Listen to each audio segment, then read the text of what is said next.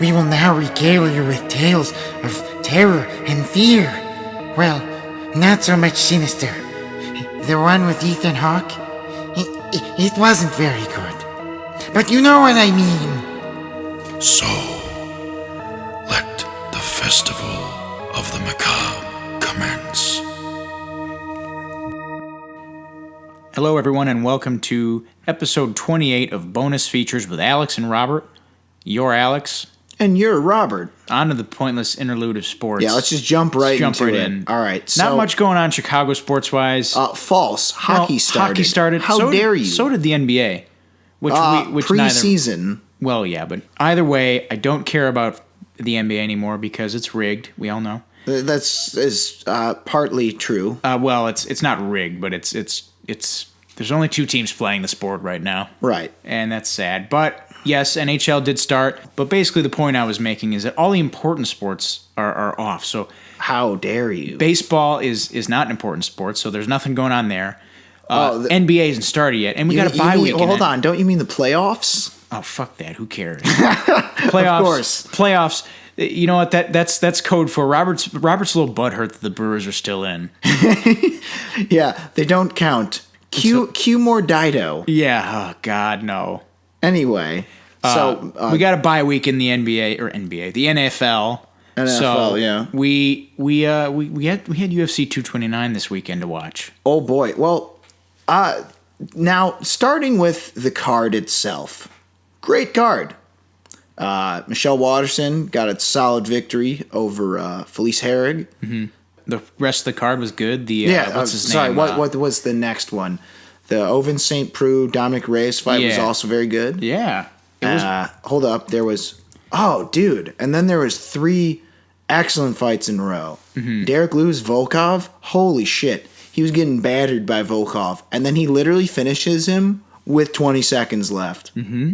Like, he got the punch that knocked him down with something like 10, 15 seconds. Like, he came back like. It was insanity. Right, and then you had Ferguson Pettis.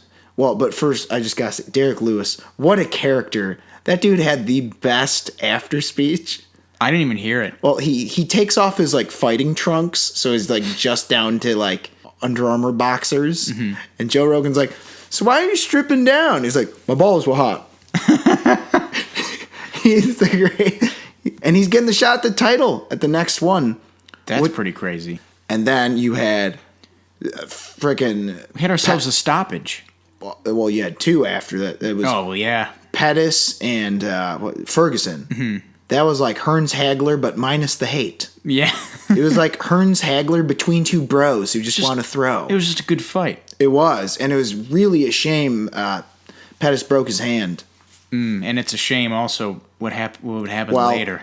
Then there's the main event. I just want to say the fight was good. Yeah. And I was way off. I thought Conor would stop it in the 3rd round. He got himself a neck crank. He was just he didn't quite get the rear naked choke, but it was enough. It was enough where he's like, I've had enough. Because the one thing everyone said was, well, Khabib might get him down, but every round starts standing, and it's and he's this is it. I'm gonna say he's the best grappler. In the UFC. I was surprised at how much damage Conor was taking on the ground and seemingly being pretty resilient about it, getting up, and obviously he didn't win, but he looked like he was still all there, he was raring to go. He was smiling. Was it the end of round 2? He was smiling at fucking Khabib. Well, dude, what are you doing? Conor was also, according to the peeps on the interwebs, mm-hmm. who are eagle-eyed, he was a cheater. Oh, really? Well, there's a way that you hook inside the glove, and you're not allowed to grab the gloves. He kneed him in the fucking head while down, mm-hmm. which I guess you while you're on the ground, you if you're on top, you can't knee someone in the head, and mm-hmm. I guess it's vice versa, even when you're on bottom. Right. And Khabib was just you know what, fuck it. He didn't even complain to the ref. He just kept getting after it. Yes, but the fight wouldn't stay. He won honorably for about a minute or maybe 30 seconds. Anyway, the point is, he took him down, wore him out, and Jesus, he smashed him. But the craziest thing that happened was that fucking bomb right hook, or the overhand right, sorry. in round 2. I was like, am I seeing this right now? Mm-hmm. Conor getting... He took for the moment... I was shocked getting he was staying up. Outboxed. Yeah. By he Khabib. Got smacked.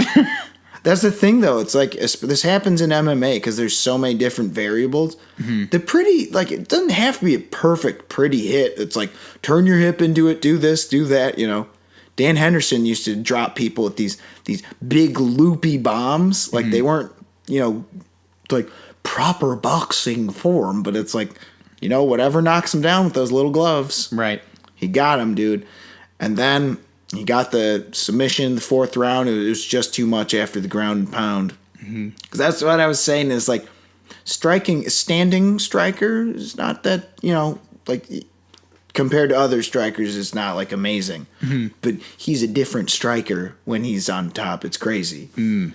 And then there was the chaos that ensued. Yeah. Wow. So who was he? So for anyone that doesn't know, after the fight, Khabib jumps out of the cage and into the audience. Do we know who he even went after? Okay, I know exactly who that was. That was Dylan Dennis. And he's one of Conor's... He's like Conor's... A groupie.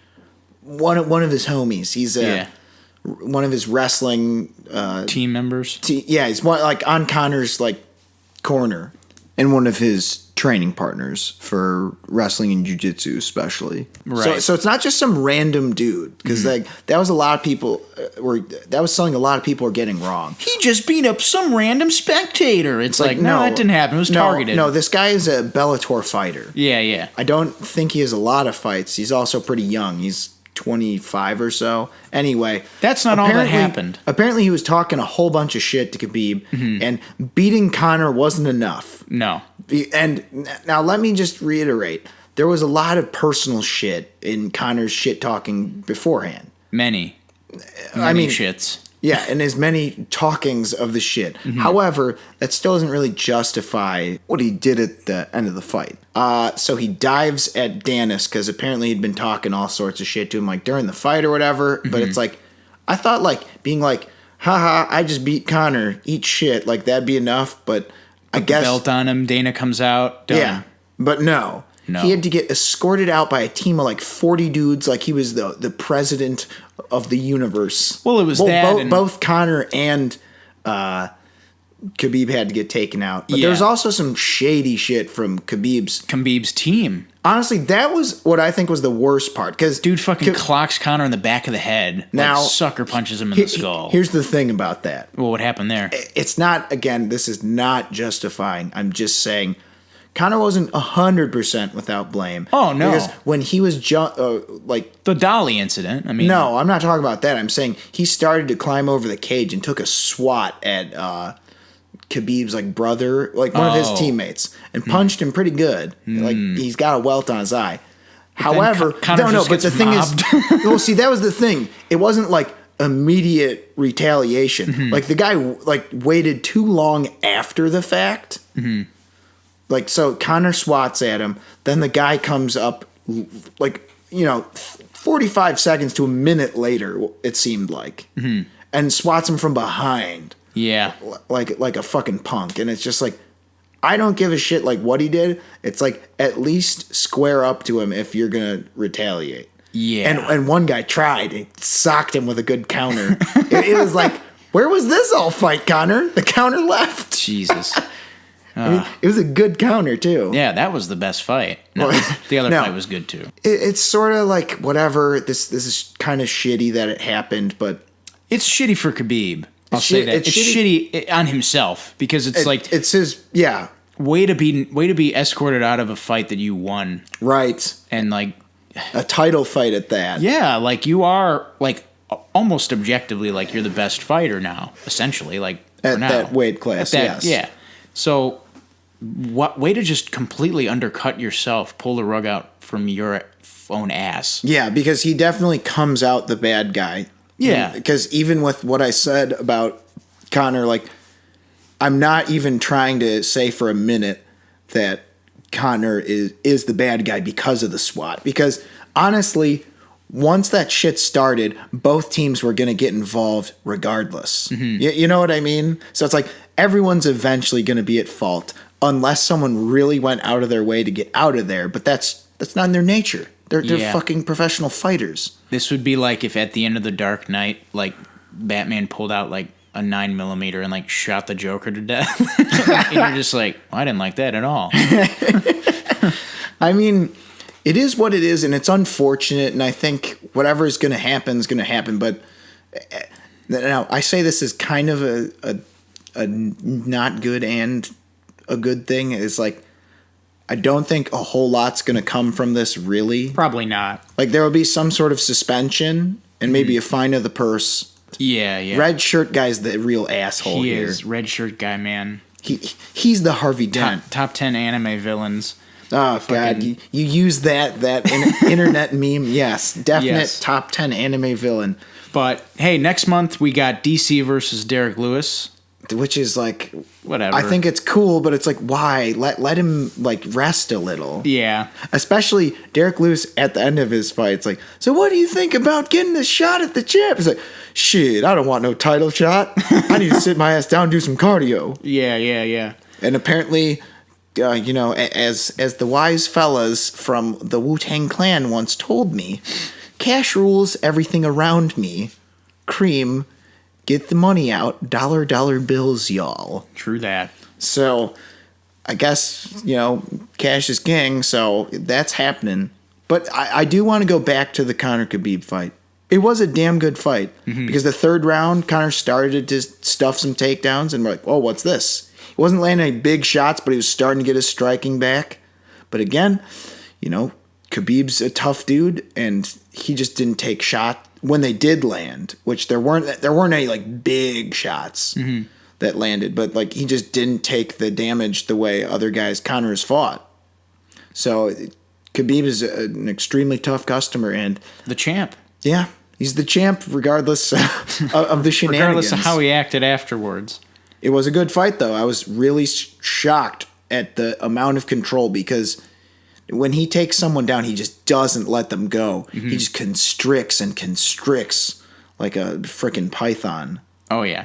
I can only imagine watching it live, which I did not do. I was listening to it on the radio. I saw the highlights, though. I watched it at the local pub establishments of Chicago. Yes.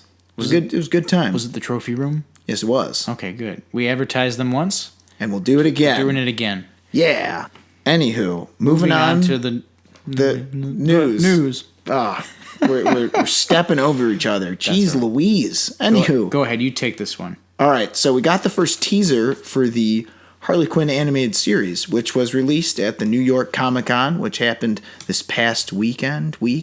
Yeah. Something like that. Weekend and week, I think. Okay, it doesn't matter. New York Comic-Con's over. You can't go. No, sorry. But maybe next year.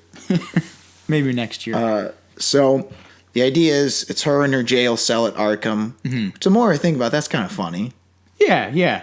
Well, I have the premise here. I guess this takes place after she breaks up with the Joker. Right. And it includes her receiving help from Poison Ivy and others to become a member of the Legion of Doom. Oh, really? So we could be seeing more than just some more Batman villains in this show. We could be seeing some other DC villains as well. Really? I did not know about the Legion of Doom. That's cool, though. But I liked what I saw. I think Kaylee Cuoco fits the voice pretty well. I think, you know what is weird? She's the second Big Bang Theory cast member to play Harley Quinn, interestingly. But she does fine. I need to see more. I really dug Lake Bell as Poison Ivy. Yeah. She cracked me up just because she's really good at like playing that like unenthused voice person. Also, some love for our man Diedrich Bader as Batman. Dude, makes fucking Rex Jeb. Kwando and fucking Jeb from the best adaptation ever. Yeah, dude. Beverly Hillbillies. Yeah. Oh, no, sorry, excuse me. He played Jethro, not Jeb. Jeb was played by Jim Varney. But, yeah, there's some other casting news here. So, yeah, Kaylee Cuoco as Harley Quinn. Lake Bell as Poison Ivy. Diedrich Bader as Batman. We have a man named Rahul Kohli as Dr. Jonathan Crane / Scarecrow. He was on iZombie.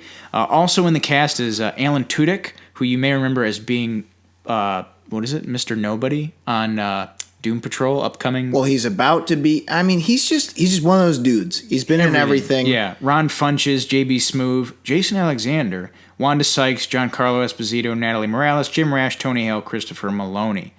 Jim Rash, of course, from Mike Tyson Mysteries. Yes, Academy Award-winning Jim Rash. Oh, wow. Yeah, he wrote that Descendants movie. It's weird, is like, I like a lot of these people, but it's kind of, it's a little bit of a bummer that you don't have any of your mainstay voice actors. Yeah. Like a Maurice LaMarche or Mark Hamill or Phil Lamar. Tress MacNeille. Yeah. I really hope they cast Wanda Sykes as Catwoman. Yeah. I think that'd be funny as shit. I don't know. A lot of these. Well, Jason Alexander, obviously. Let's keep our fingers crossed for Penguin. Oh, it's just he would be my casting choice for Penguin in live action. let's just go. But this is an interesting show, an interesting teaser because there's a lot of fourth wall breaking in this. And Jerry, you need to get my penguin bombs. Jerry, I left my umbrellas at home. I left my umbrellas at home. Oh no! Grab the machine gun one. Jerry, you grabbed the fire. You grabbed the flamethrower one. I specifically said the machine gun one. So that's happening. That's coming out late next year. Yes, which is the story following this. But I have a question for you. Do you think this show is indicative of the tone they're going for? Do you think there'll be a lot of fourth wall breaking and cussing in this show, as they sort of alluded to in this trailer? That's the thing, is like the obvious comparison, and it's just like, it's been done to death. And we've talked about it on here a number of times, and I'm pretty sure we mentioned it last episode, is the Deadpool comparison. Mm-hmm. It kind of seems like they're going that route, and it was funny how they like took the jab at them. Yeah. I thought that was funny. Yeah, a lot of people were like, "Ooh, edgy." It's like, it was a joke. No, I don't think joke, it was guys. that. I just thought it was like funny. It's like, eat shit. We're actually making our show. Yeah. I thought it was funny. Yeah, it was a funny jab, playful. Yeah, I don't think it was trying to be edgelord, as the kids say nowadays. They even poked fun at themselves and the DCEU in particular.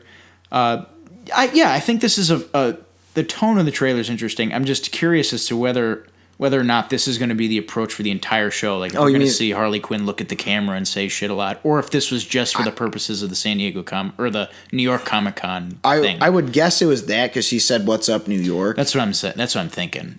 I'm thinking it might be more straight laced. But do you think there'll be cussing and or pissing of pants, as Harley says on the show? Yeah.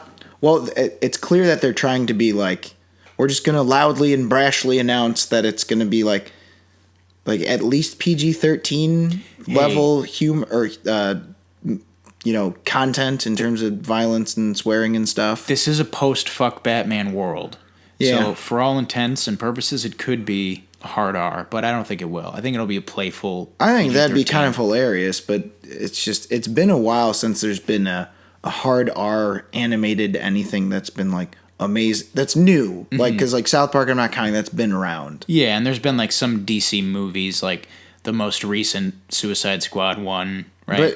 But that was like such a soft R in my mind. Or like, was Killing Joke R? Yeah, but it's like barely. Barely. I mean, because there's just nudity in it, right? Or something. I don't know. It's like, but even still, it's like, I don't remember it that prominently. I'm fine with either approach. I'm just curious as to which they're going to go with, because I don't think this teaser really alludes to much. I mean, it's just like, okay, they're in jail. There's not a lot there, but you can gain a sort of like insight as to some things. The tone, at least. The tone, yeah, that's what I was going to say. It's a cheeky show. Yeah, you get the inclination of how the show is going to feel, at least. Mm-hmm. Maybe not like plot points and shit. Yes. But I'm definitely looking forward to this. I will wait and see, and I'm kind of wondering if the animation is gonna, like, it was a little choppy. Yeah, it looked like kind of that cheapo style of animation that we're not too fond of. That's like really common nowadays. Like the, what do you call it? There was another DC show that's like, or there's another show that's like that you just showed me recently. I think it was a Star Wars show or something. But like that like Powerpuff Girls style of like not a lot of movement. You know, like just like the new Powerpuff Girls. Yeah. New Powerpuff Girls. That type of deal where it's like this is just characters literally on a on a just background. Like sort of cutout looking. Yeah. Yeah. Where it's like, I know this is just a bunch of polygons moving around, or like just like shapes moving around, and like. Yeah, it looks a little flat. Like the perspective isn't quite there. Yeah, but I'm hoping this will improve, because we got a long time until this show comes out. Even not, even if it does end up being like that you can make that work. Like Metalocalypse. Mm-hmm. Metalocalypse looked very cutout-ish at times. Right. But there was just such a focus on characters that it was like really dialogue driven. That's true. Like even though the music video scenes, quote unquote, in each episode were like extremely over the top and extravagant, a bulk of the show was dialogue driven. That's true. I wouldn't imagine this show will follow that formula, but I hope not. We'll wait and see. I'm definitely looking forward to this. Same here. And then moving on to the next sort of companion piece to this story. Yeah. Along with the Harley Quinn teaser, the DC Universe's streaming schedule was officially released at New York Comic Con as well. We got our first understanding of the order at which these shows will be coming out.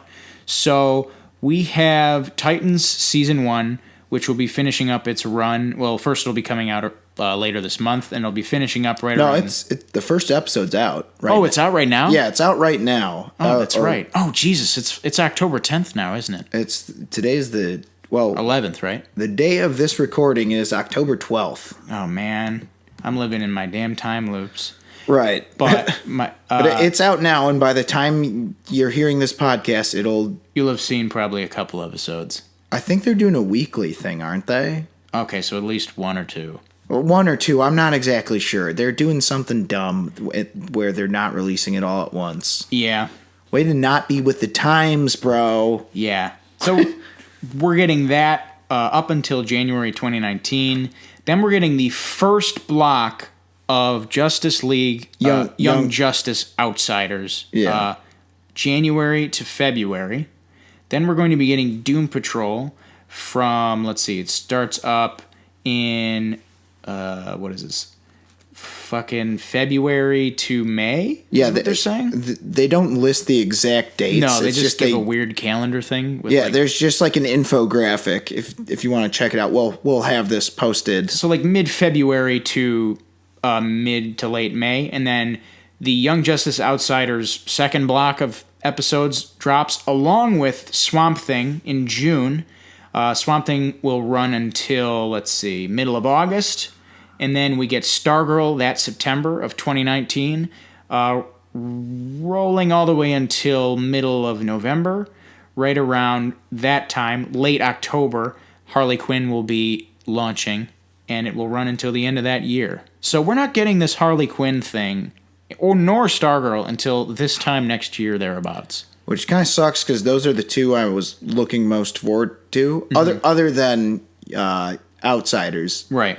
That's, I would say, Outsiders, well, I guess Outsiders is probably the thing I'm looking most forward to. Same. Since the first couple of seasons I haven't seen a lot of, but what I have seen I thought was really good, so I have some sort of base for those. These other two, it's the wait and see. However, I'm looking forward to those more than I am Doom Patrol or Swamp Thing. Yeah. I'd say Swamp Thing is probably the one I'm least interested in. Yeah, Doom Patrol's got some interesting promise. We've seen some of the set photos and heard some of the casting news, and it's intriguing. Yeah. You got some Timothy Dalton on there and Brendan Fraser, and yeah, I think they just added what the heck is the guy's name the other day? Matt Bomer, I think, just got added to the cast.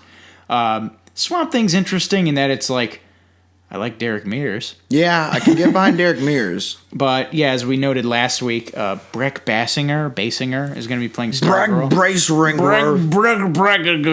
as Dr. Steve Brule might say. Yes, she's going to be playing Stargirl. Yeah, so we'll at least have a full year of DC content.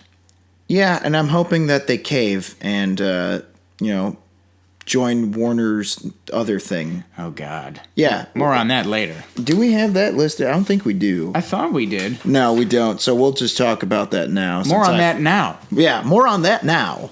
So Warner Brothers, or Time Warner, I guess, is going to, or has announced that they will be announcing. So they announced an announcement. Whatever, just They yes. are going to be unveiling a new streaming service later on this year.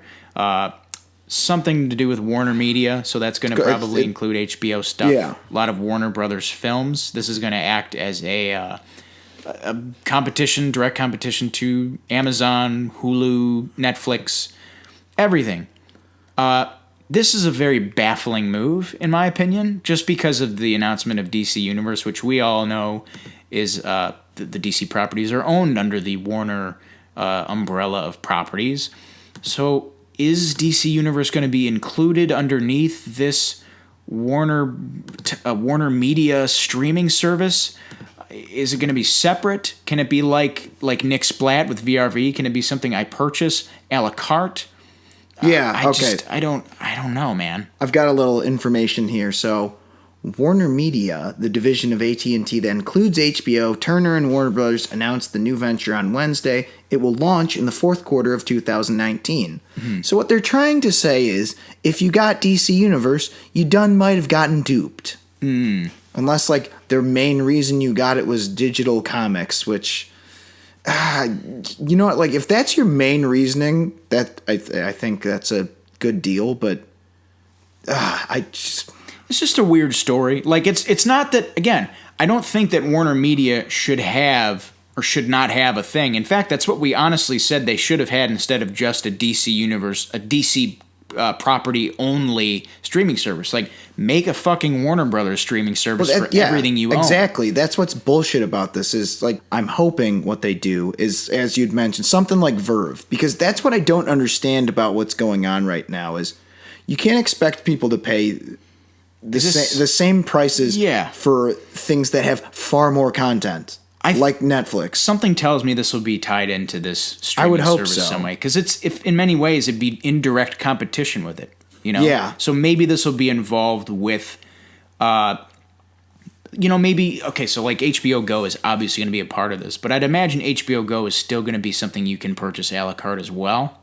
See, that's what I'm saying. It should be like Verve because you can get the Nick Splat separately, or you can just pay a few extra dollars and get a bunch of stuff. And that's how they should be doing these streaming services is you have a bunch of things packaged together. Mm-hmm. And for the record, I don't think this is a bad idea. I just think the timing of these coming out is weird. Yeah. Because it's just, why would the DC Universe should have been announced when this was announced as like part of the package, and like there are a lot of... So it's like, let's say there was... I'm not saying that this is how the Warner Brothers thing is like Warner's Classics, where it's like that'd be a separate thing for like old movies. Or like Boomerang. Yeah, like I get what you're saying. A bunch of old fucking like Chuck Jones. Like that would be great. That's kind of like how cable works. Right. Or like Cartoon Network. I mean, this is just a weird development, not necessarily in concept, but in terms of just logistics. Like it's weird the way that they came up with this and the announcement like order. It's like, we're going to announce DC Universe, the streaming service, and launch it pretty much. And then we're going to announce a huge apparent streaming service that's going to hover over it. It's like, what? Maybe DC Universe was just the guinea pig. Perhaps. So it'll be interesting to see how this plays out. And what I'm really interested in is to see how successful will these be initially. Mm-hmm. Because Netflix was not an overnight thing at all. No, it took a decade almost. Yeah, but now here we are, and it's like it's so ubiquitous that especially with people our age, people don't even say TV. Like, oh yeah, I watch a lot of Netflix. Yeah. Yeah. So that's that. Moving on to our next story, we got a trailer for an upcoming miniseries on AMC called Little Drummer Girl. Would you like to tell the people what it's about? So it was an adaptation of Jean Le Carré's novel of the same name. It takes place in 1979. Charlie Ross, played by Florence Pugh, an idealistic young actress, meets a mysterious stranger called Becker, played by Alexander Skarsgård, while on holiday in Greece. She's offered a role in the theater of the real, quickly becoming dangerously immersed in a complex plot masterminded by Kurtz, played by Michael Shannon, an Israeli spy master. And this comes courtesy of director Park Chan-wook, or Chan-wook Park, depending on how you want to order that. That's the old boy guy, right? Yes, old boy guy. Just making sure, because I'm pretty sure that was him, but now that you've reminded me of that again, I think that was the initial thing where I was very interested. And then I'm a sucker for spy stuff. And this trailer, I mean, it didn't like reinvent the wheel, but you know, it just had all those, he's working for this government. And I'm like, you got me. Mm-hmm. I'm not exactly a tough customer when it comes to spy shit. It's like, he works for the blank government. He's an operative. And then you slide over a manila folder, and I'm like, fuck it. I'm in. I was in when they had Michael Shannon putting on an Israeli accent. Yeah. So let's go. Michael Shannon. Yeah. Michael Shannon's the man. Michael Shannon is the man. Chicago's own. And to say otherwise is heresy. Yeah. Heresy. Heresy. So this is interesting because this is essentially following in the footsteps of another show, successful show, that was also a, an adaptation of a Jean Le Carré book, The Night Manager, which was also a BBC show that got transported onto AMC, that had Tom Hiddleston, Hugh Laurie on it. Oh, wow. So this'll... Yeah, it's one of those, it was like a mini-series, but never heard of that. Yeah, it came out a bit ago. I should check that out then. Yeah, it was pretty good, but... This is, following in the same footsteps, and it's got a good cast. It's got about as good enough of a cast as The Night Manager did, and I'm sure it'll do very well. I'm excited for this. If you guys haven't seen the trailer, check it out. It's called Little Drummer Girl. Mm-hmm. It looks pretty good, and I mean, I think you'd mentioned this. I'm much more down for a miniseries than a series. This is only 6 episodes. Yeah, because that way it's like, all right, we couldn't really make this a movie because we need a little more time for the story. Mm-hmm. But the 6 episodes, it's not like a huge investment. Yeah, and it's not like, well, just wait till episode 5. Yeah, you know? wait till season 16. Yeah, just it gets so much better. And that's the tried and true joke, but it's true. Yeah, I think if there's but that's what I'm saying is like that's where we're willing to meet halfway. Right, because there's only 6 episodes. You can't have a shitty pilot with 6 episodes. 6 of your series sucks then. Right. Where it's like even a great show, it's like could be 17 episodes. Like I'm willing to. That's like my one thing. It's like if I didn't like the pilot, I'm weary. But I'm willing to give benefit of the doubt for just one episode. Right. Anything past that, it's like good night. Mm-hmm. But with miniseries, that just doesn't happen. Yeah. As is evidenced by one of the greatest miniseries of all time. Band of Brothers? You read my mind. It is, man. And that's, again, miniseries rarely do us wrong. Yeah. So we're excited. Very. Moving on to the next thing. We got a teaser, again, from the New York Comic-Con for The Boys, which is the Garth Ennis adaptation. Yes. And I fucking forgot what The Boys is about. I've never read the comics. Well, The Boys takes place in, quote, a world where superheroes embrace the darker side of their massive celebrity and fame, and, quote, revolves around a group of vigilantes known informally as The Boys, who set out to take down corrupt superheroes with no more than blue-collar grit and a willingness to fight dirty. Yeah, okay, that sounds familiar. Right. So this comes courtesy of... Very deconstructionist. It's very postmodern. Yeah, very very Garth Ennis, if you will. It is. So this is from Evan Goldberg, Seth Rogen, and also Eric Kripke, who's... so this sounds a little familiar, right? Yes, Preacher's huge following has garnered some more opportunities for the Seth and Evan. I gotta say, Preacher is a pretty good show, and now, real talk, we don't like series often, but... just at this podcast. Mm-hmm. But that series is pretty good, and I kind of feel like, fuck, I shouldn't have dropped off. Hard to keep up. With you're reminding me that that's the team involved. Mm-hmm. Garth begets more Garth. Yeah. It's Seth and Evan dipping into Garth again. Yeah. We got some Carl Urban, some Elizabeth Shue, and also interestingly... Elizabeth Shue from one of the finest feature films. That'd be the 1980s hit Cocktail, yes, starring Tom Cruise. She was also in Adventures in Babysitting, which is also pretty good. All right, that's also very good film. Yes. Very good film. But, we got... Simon Pegg was also announced to be in this, which is funny because in the comic book, Garth Ennis actually jokingly modeled one of the characters named by the name of Huey.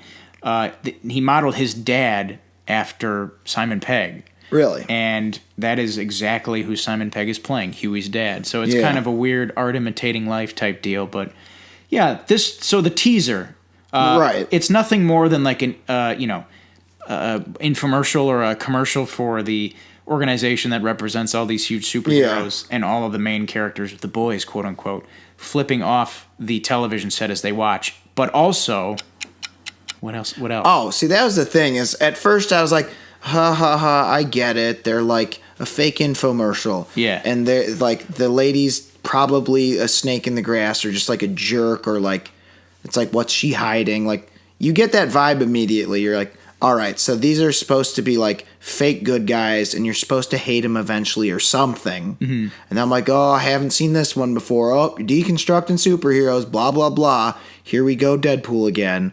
But then they won me over because noticeably, while they're flipping off the TV, there's an adorable, chubby little bulldog. Actually, he's a gigantic, chubby bulldog.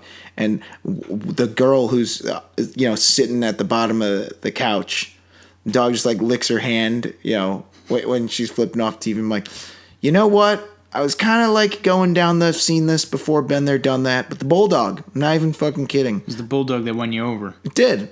I'm a big fan of bulldogs.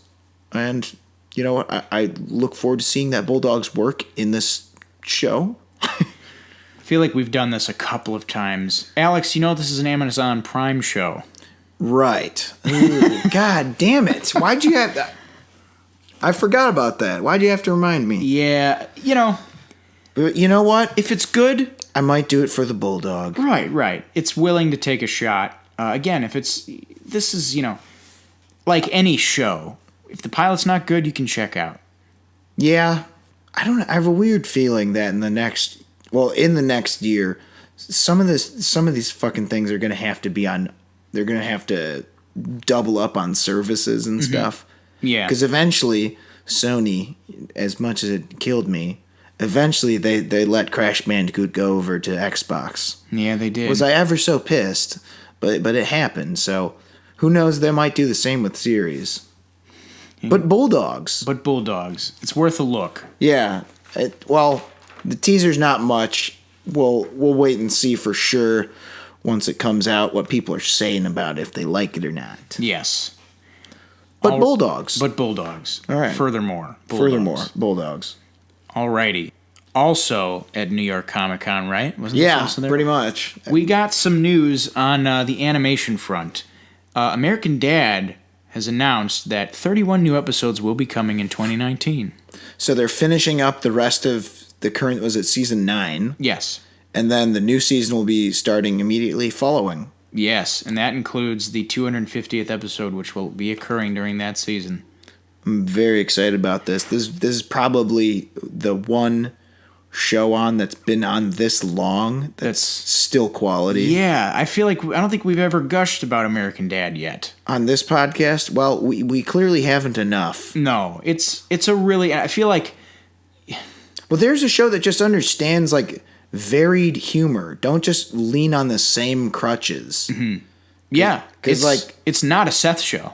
I'll tell it, like, people, doubters out there who are like, American Dad, that's from Seth MacFarlane. He's not that funny. Family Guy sucks. Like, oh, no. It's not the same. No, it's definitely very not. different humor. Not a lot of cutaways at all in American Dad. Pretty much none. Oh, yes. And it also features one of the greatest fictional characters ever written. Roger the Alien. So I challenge you, check out a couple episodes, or maybe one at least. Okay. It's better than what Family Guy is now. Yeah, it definitely is better than what Family Guy is now. Also, it's just the way that they'll do slapsticky stuff. They'll do wordplay. Mm-hmm. They'll do parody. They'll do satire. Now, let me tell you, speaking of parody, probably, I don't know if it's my very favorite episode, but it's up there, is the episode where they have everything look like an indie movie. Yeah. Oh, man, that episode's hilarious. Especially because it's so maddening. You're like, oh, my God, I hate this. Like, there's the one character who comes along, and you're like, I hate this character so much. The Dream Girl. Yeah. Was it Pixie Manic Something Nightmare like Dream Girl? What the hell is it? Voiced by Zooey Deschanel. Which is kind of hilarious because it's like, all right, she's poking fun at herself. Yeah.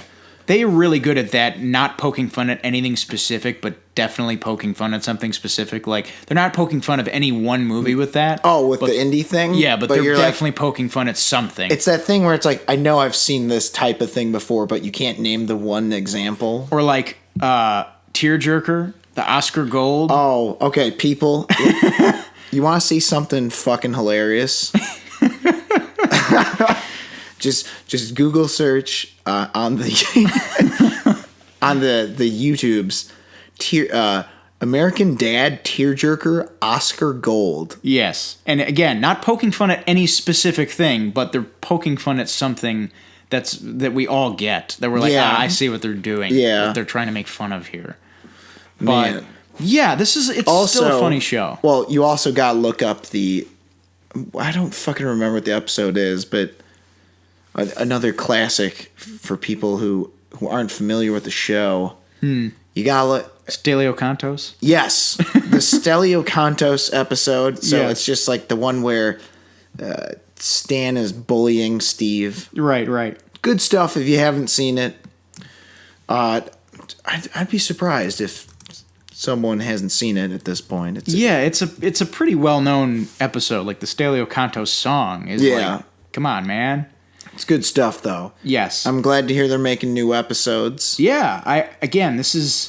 It's much appreciated from me because I've seen a couple of new episodes of American Dad and they still got it. It's still pretty funny. Yeah. Still very funny sometimes. And I'm glad this is happening. 250 episodes is a feat and they earned it. They made it. All right, moving on. We got the first image of Batwoman for the Arrowverse crossover, which is going to start December 9th. Yes, December 9th of this year. It's coming up pretty quick. Honestly. The image looks like Batwoman, man. Yeah, I don't have much to say. I'm like, no, it's like that's it. You got it. You nailed it. That's her. Like is Kate Kane, right? Yeah, I believe, or at least I don't know though, because Arrow they do all this bullshit where it's like there was Laurel and there was Dinah, even though like the original Black Canary, it's like there's Dinah Drake and then it's like Dinah Laurel Land. I don't fucking remember. Yeah. Well, they're confusing with that shit. Yeah. Whatever if it's Kathy Kane or Kate Kane or Kathy Webb Kane or whatever the hell. It looks like her. Like looks just like her. Flowing red locks. She got the pointy ass cowl. Batman ears. Yeah. Batman ears. The cape. I'm like, yeah, that's definitely her. That's it. Now all we got to do is get some sweet ass kills going, and not Yeah. We know they're not afraid to kill people in Arrow. Yeah, it's true. So let's go. I will definitely be tuning into that crossover, even though I haven't watched Arrow in a long time. Yeah, me neither, but that's kind of what I've been doing. Is the last time I watched, I'm pretty sure was the Flash crossover. I kind of want to go in blind and just see how much I don't understand. Yeah. Oh man, I really got to watch. You're like, who's that? It's like, obviously that's the fifth Speedy, dumbass. Yeah. Where have you been? Oh man. Yeah. Obviously not on Earth 52 or whatever the fuck this takes place.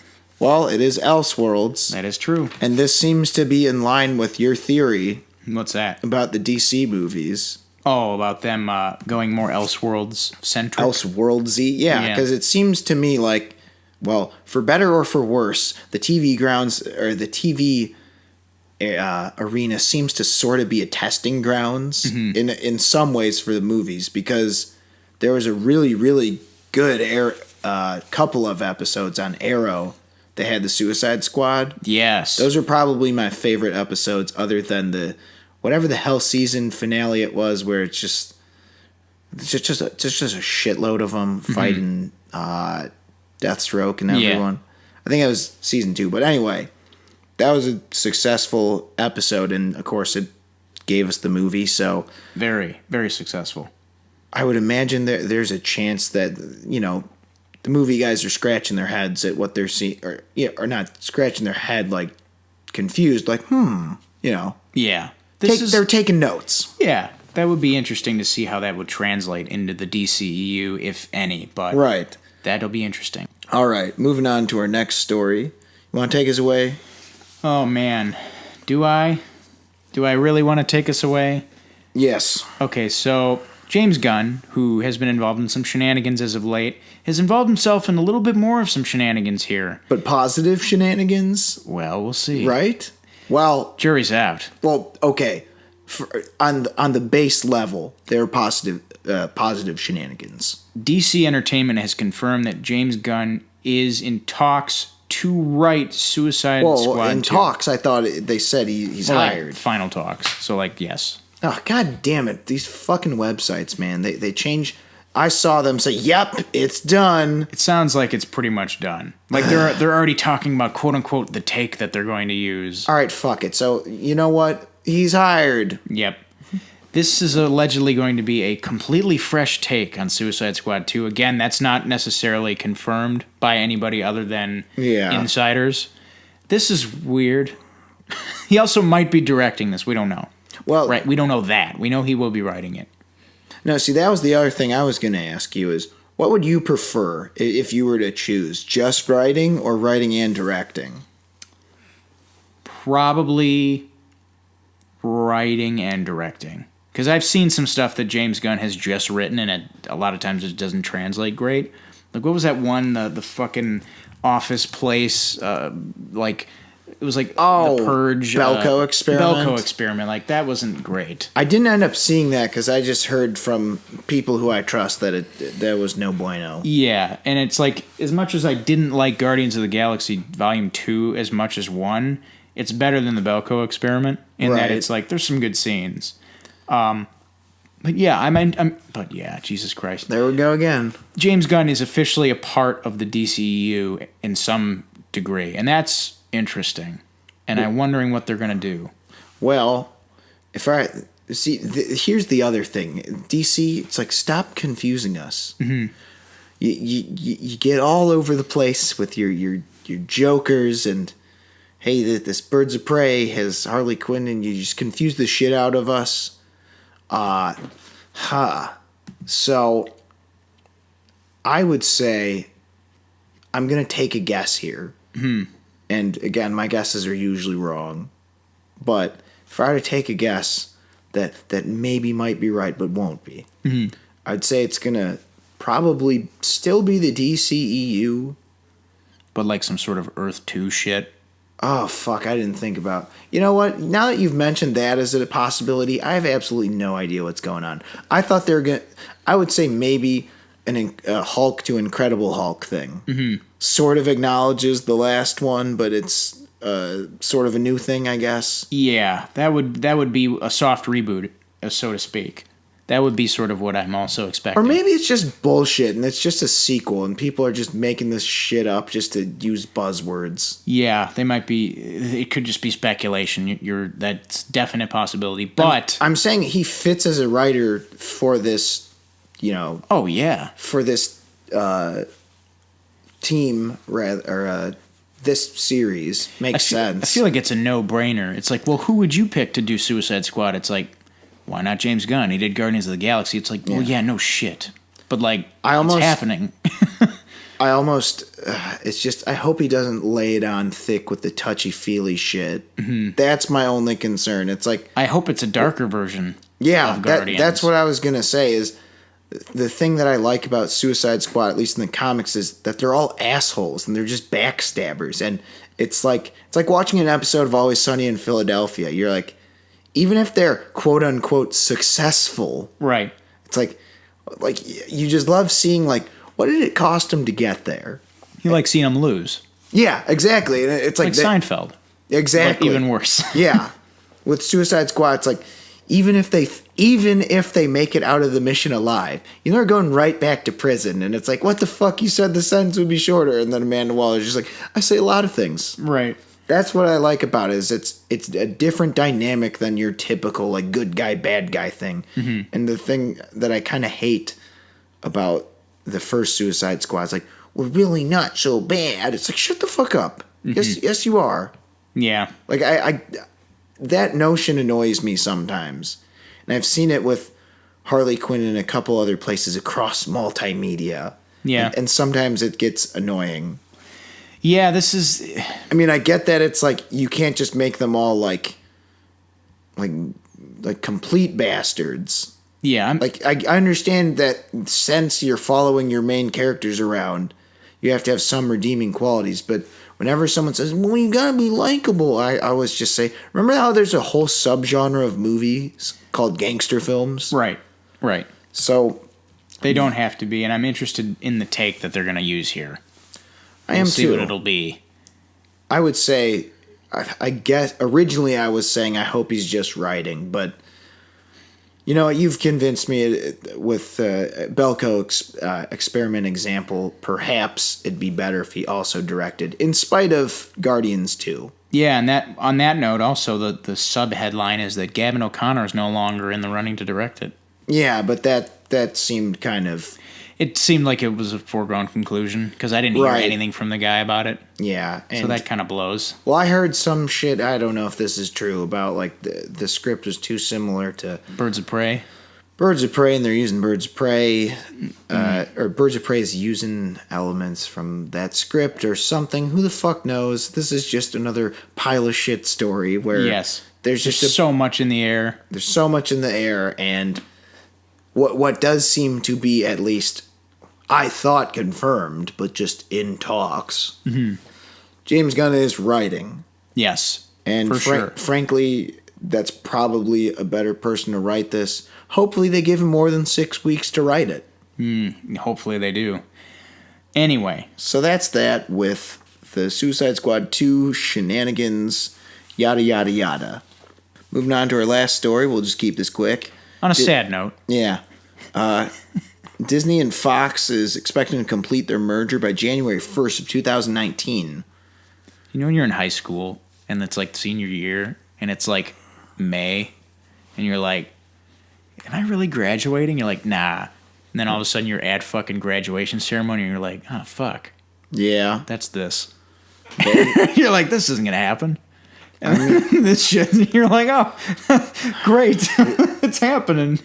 It's again, it's one of those things where this many months later, it's still really surprising that this is legit. And if you think this is a good, like good for Disney. I don't know anybody that's saying that, but if people are like, I don't really care. Well, there is an angle to the story that'll make you care. Oh, another tidbit. Right. There's massive layoffs happening. Yeah, they're hunkering down, as Variety was reporting for it. Yeah, and that sucks ass. Like, you know, we no one wants that to happen. That's what was weird too. Is I was under some sort of impression. I knew there would be some layoffs. Right.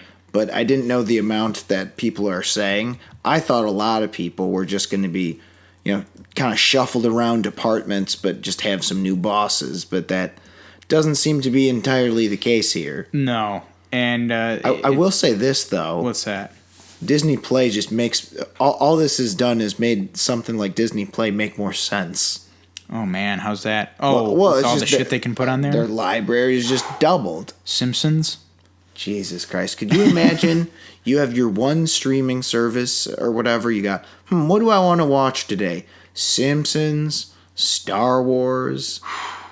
I'm telling you this. With the library that Marvel. Fox has, Futurama, American Dad, man. Well, Bob's Burgers. See, that's where things get dicey, though, because the new episodes of Futurama, I think... Family Guy. Yeah. Simpsons. The new episodes of Futurama were on Comedy Central, though. Yeah. And then there's like... Do you remember those weird VHSs where CBS and Fox were doing things together? They show reruns of American Dad on TBS.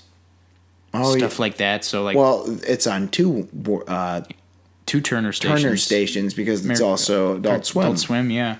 So I would say with the added I would imagine Disney would do some stuff to make sure they can stream a lot of those. They probably get that's probably what they've been hashing out for the past couple months. Right.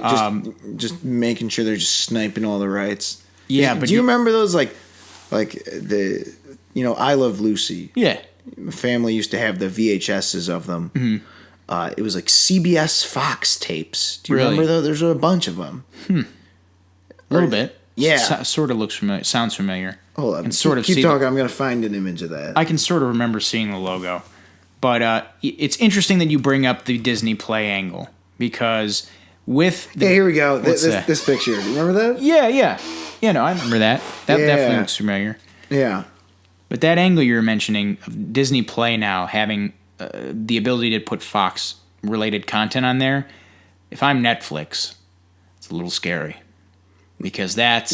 good. Well, not good, but... Well, kind of. It's competition, I guess, and it's Yeah, but it's like, but at what cost? Yeah. At what cost? Yeah. I don't know why I'm talking like Admiral Akbar a lot lately. It's just fun. It's a trap. This whole thing is a trap, isn't this it? whole thing's a trap. So that does it with the news then. So yeah, basically the merger is going to go through quickly. I would imagine that means... so Marvel has their movies pretty much set. And again, they're not telling us everything just yet because they're kind of waiting for Avengers 4 and the dust, no pun intended, to settle there. They need to do a thing of like Homer Simpson saying like, Mr. Iger, I'm not feeling so good. Anywho, so... what the fuck was I saying? Oh, so they're probably going to have X-Men or Fantastic Four So it seems. show up at some point. Yeah. I was saying, like, in whatever's the next cosmic movie, like... Eternals? Possibly, yeah, if that is it. Well, you know what? They say it's going to be it, so they might be telling the truth. That they may. So let's say it's Eternals. It's like, oh, thank God you found us. We're just 4 space travelers who got lost out here, and we've got these new powers. And it's like, oh, so that's where the Fantastic Four have been. Right. I would imagine something like that could be on the horizon. Yeah, I think it might be. Things are right. definitely getting strange. They sure are. Anywho, so that'll do it for the news. Now we move on to the review portion of this podcast. So, we both saw Venom, and we had some interesting expectations in that we weren't really sure what we were going to get in terms of, is it going to surprise us and actually be really good? Spoilers. It's not the video of the couple in Canada robbing the convenience store. No, it is not 2 hours of footage of them falling through the roof. And I was disappointed. You know what? Now that you mentioned that one, you know what?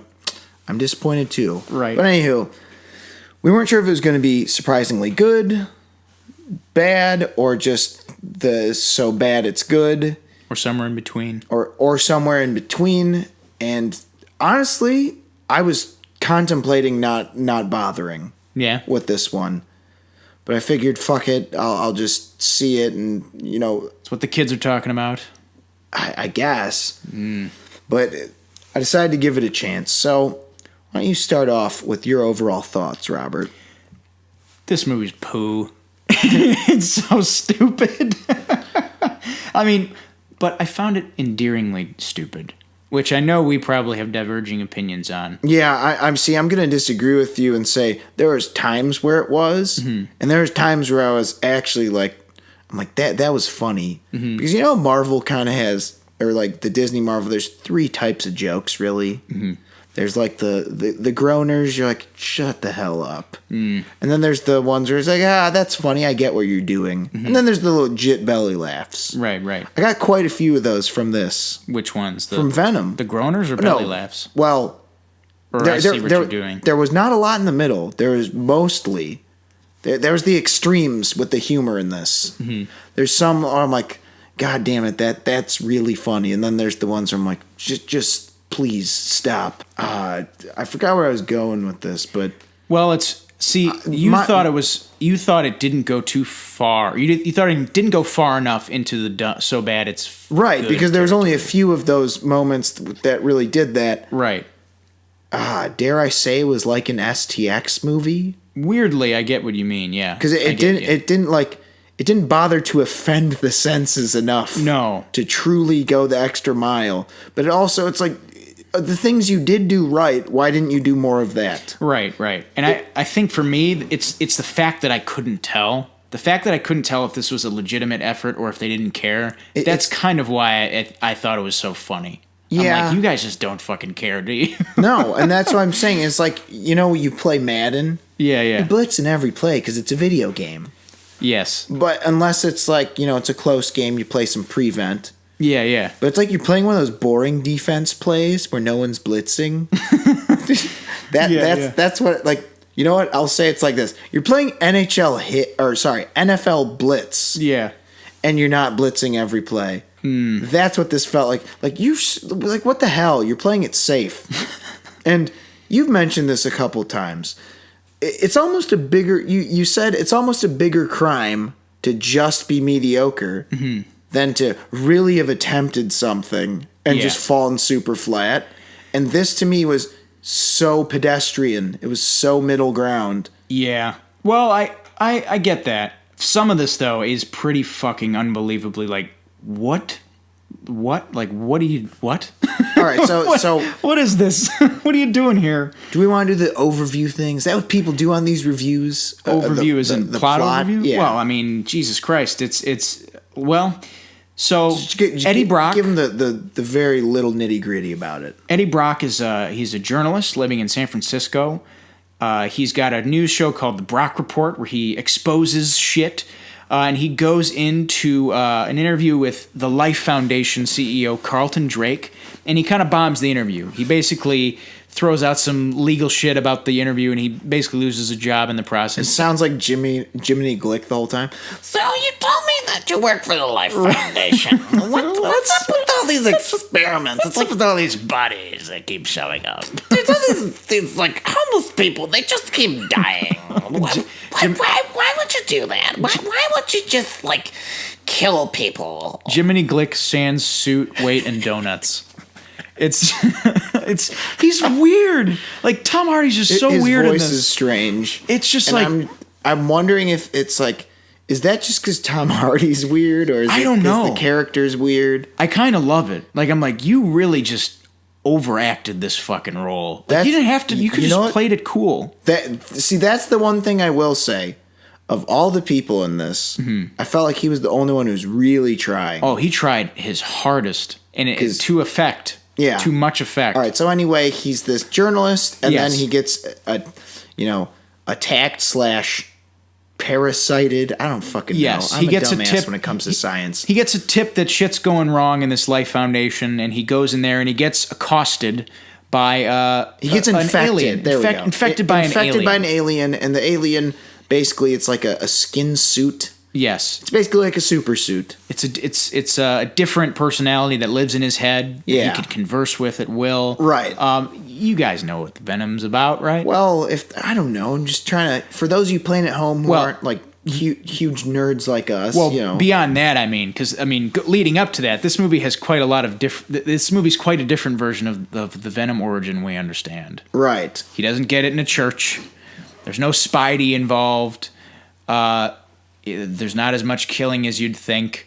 It's a lot different than the Venom you expect. And in many ways, I said this before and I'll say it again, I owe Spider-Man 3 an apology. I said it's very similar to, I think it's the George W. Bush of fucking comic book movies. I think we look back and be like, all right, it's not the best, but whatever. It's not as bad as it can be. But Spider-Man 3, at least Eddie Brock got his symbiote in a church. Right. They killed him in the fucking movie, but whatever. It did get Spider-Man first. It did get Spider-Man first. All right, so let's just discuss that element for starters. Mm-hmm. The Spider-Man-lessness. The no-show of Spider-Man. Did that really affect you one way or the other? Because at least from the way I saw the movie, I totally got what they were trying to do and what they could have done. And in any event, Spider-Man, it didn't seem 100% necessary.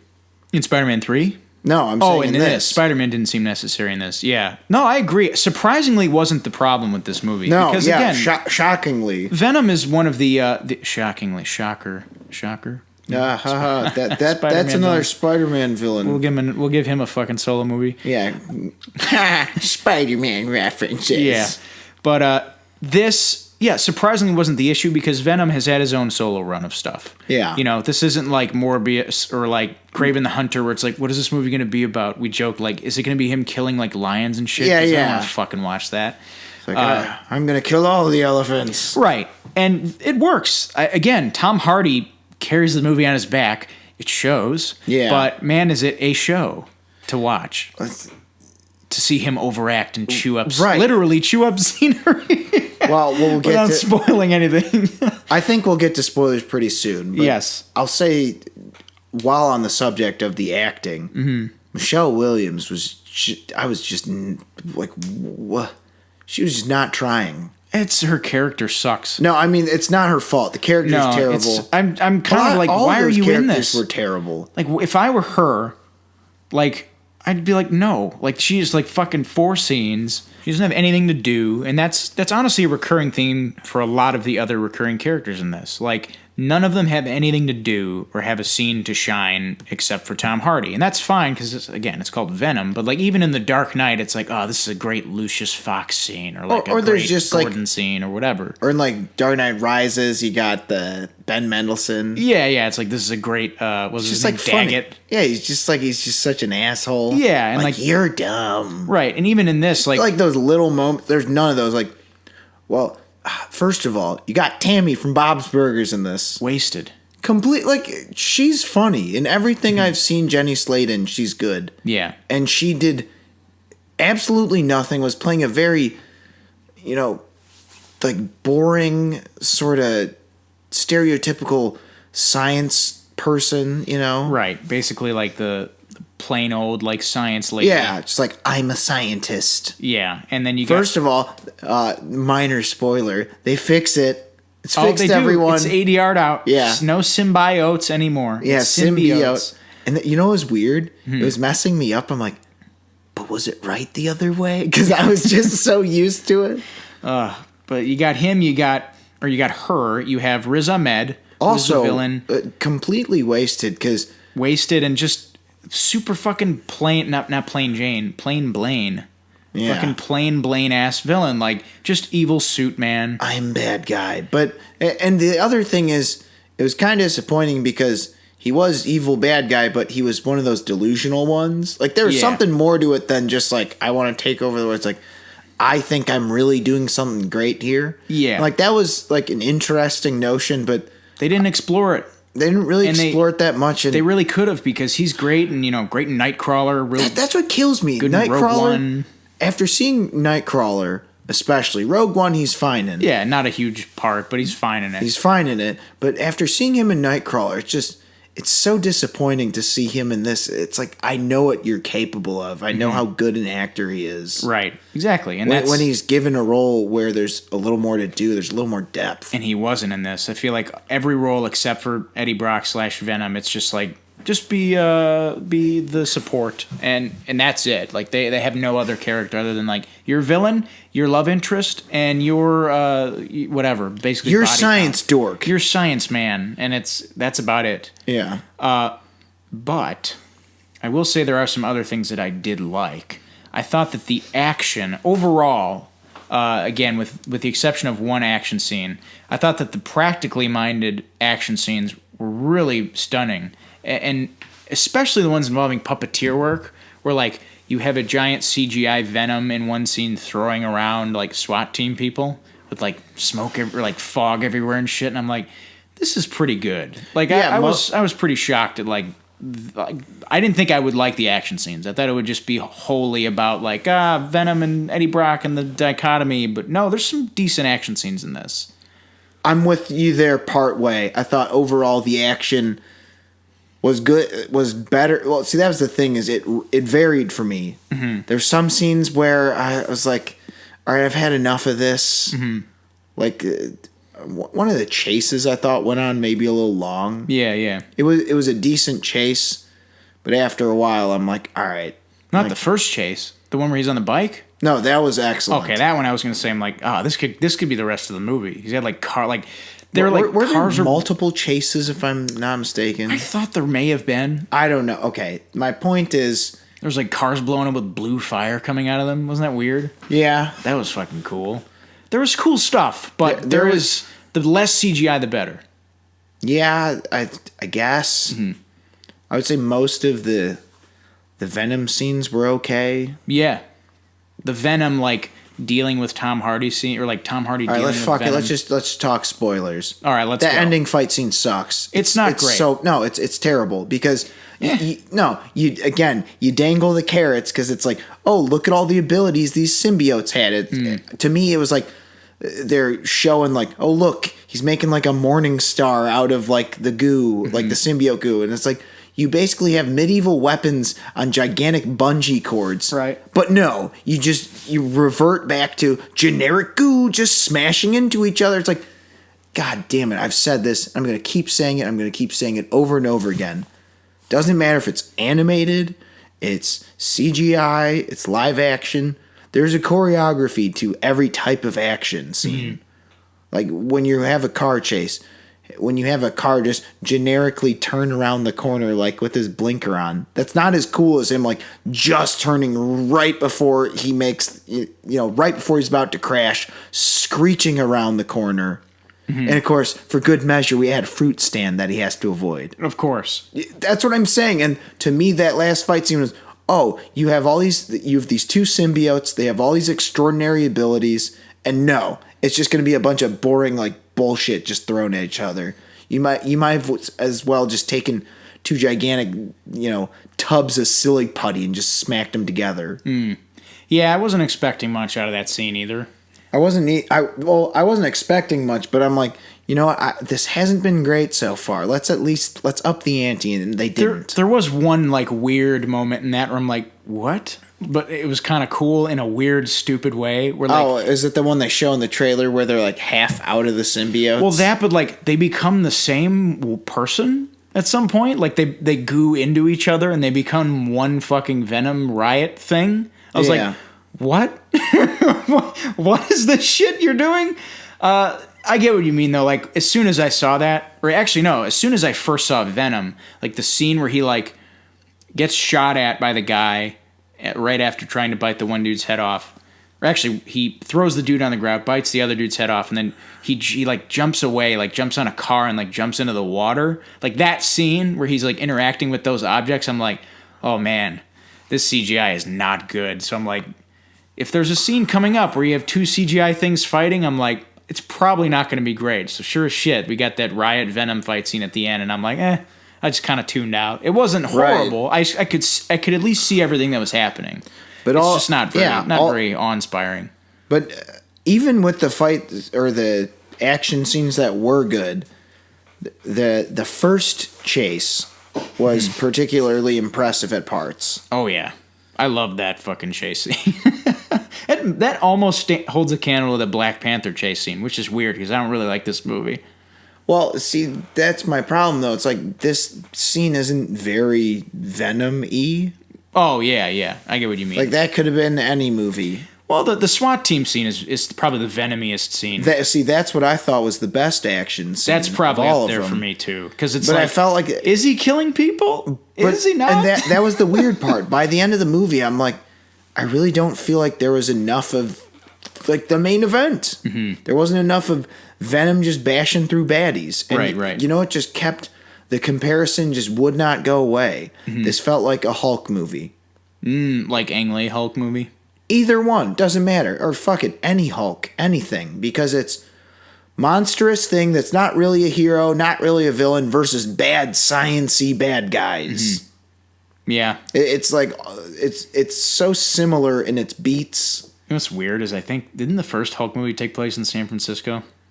Also? I think so. God, that's so weird. The Ang Lee one? The Ang Lee one, yeah. Yeah, but it's just, since there is the Incredible Hulk, which I like a lot. It's very good. It's just the better version of this. Mm-hmm. And that was my problem, is it was too similar to the Hulk. And I understand, like, maybe I'm being a little nitpicky, like, all superhero movies are going to have some overlap. I understand that. But if you're going to do that, make it good enough where I don't notice. And to me, this just felt like the not as good version of things we've seen before. Yeah, I definitely wanted an attempt at something different. And this is very... Yeah. It's very... it feels like Venom... feels like Venom. Feels like Sony trying to do Marvel. And it just doesn't... It's not as good. I like that because I'm like... I got that Schadenfreude. where it's like, I like watching Sony try and fail to not fuck up Spider-Man. So like something about this Venom movie, I was like, God, they just don't fucking get it, and it cracked me up in a weirdly good, endearing way. Unfortunately, they're laughing all the way to the bank so far. Yeah, joke's on me. Which is annoying because, I'm just gonna go ahead and tell people this right now. Don't see it. It's not worth it. Watch it on cable. Don't see it if you're genuinely excited to see it, because you. Well, no, okay. If you're expecting like a great movie, don't. If you're like a sensible, I don't know how to say this. Like there are a lot of the theater. Well, how was your theater experience? I feel like my theater was kind of underwhelmed, but they didn't hate it. That was the general vibe I was getting. Our fucking theater was like roaring with laughter and like fucking. Well, maybe not roaring. They were laughing and I saw a matinee. Ah, okay. Well, sometimes I like to do that because matinees are honest. They are. Because like I remember seeing Winter Soldier like opening night, huge theater, packed. Every joke was killing. Oh yeah, like killing. But then I saw a second time, like, okay, so these are the really good, the ones that landed really well. So again, I had that matinee crowd, so I don't think they really hated it. No, but I don't think that people's like the murmurs did not seem like overtly positive either. No. But that's like sort of my problem with this movie is it's not too far in any direction. It's not too far in any direction. It's like either try harder to make something good or just throw caution to the wind. Give me something crazy. Give me something to talk about. It's just so pedestrian and so middle. Other than the action scenes like in which not many of them are very memorable. Like there's the SWAT team that's kind of cool. There's the one chase, and then I don't really remember any of the action scenes other than that. It's just a lot of that generic sci-fi horror. Experiment has gone wrong. The subject has escaped. Throw things. Yeah, pretty much. That. Red flashy lights. Also, let's just get to the main fucking problem I have with it. And again, this is what I've been saying about trailers. If it's not there in the trailer, it means it's not there in the movie. Lethal Protector. Tell me, Robert, how many symbiotes are in Lethal Protector? There's 5 at least, right? Well, there's 5, and then there's Venom. 5 plus Venom. And this, they're like, no, fuck it. We're only giving you 1. They all get killed. There's you see the yellow symbiote. Yeah, at a time, and it doesn't latch to anyone, and you don't see it like, venomize anyone or riotize anyone. Am I losing it, or did I see the name Donna Diego somewhere in the movie? Was that like no? That was listed in the credits.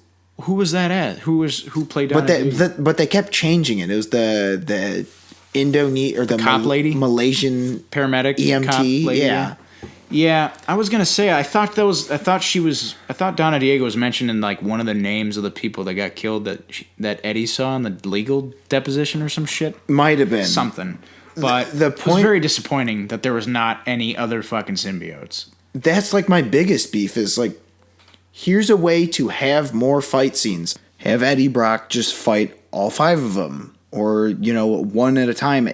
Either way, that's just a huge blown opportunity. You could have made something memorable about like the different symbiotes and how he'd fight each one or something. I don't know. Which brings me to my next point, which is comic book movies.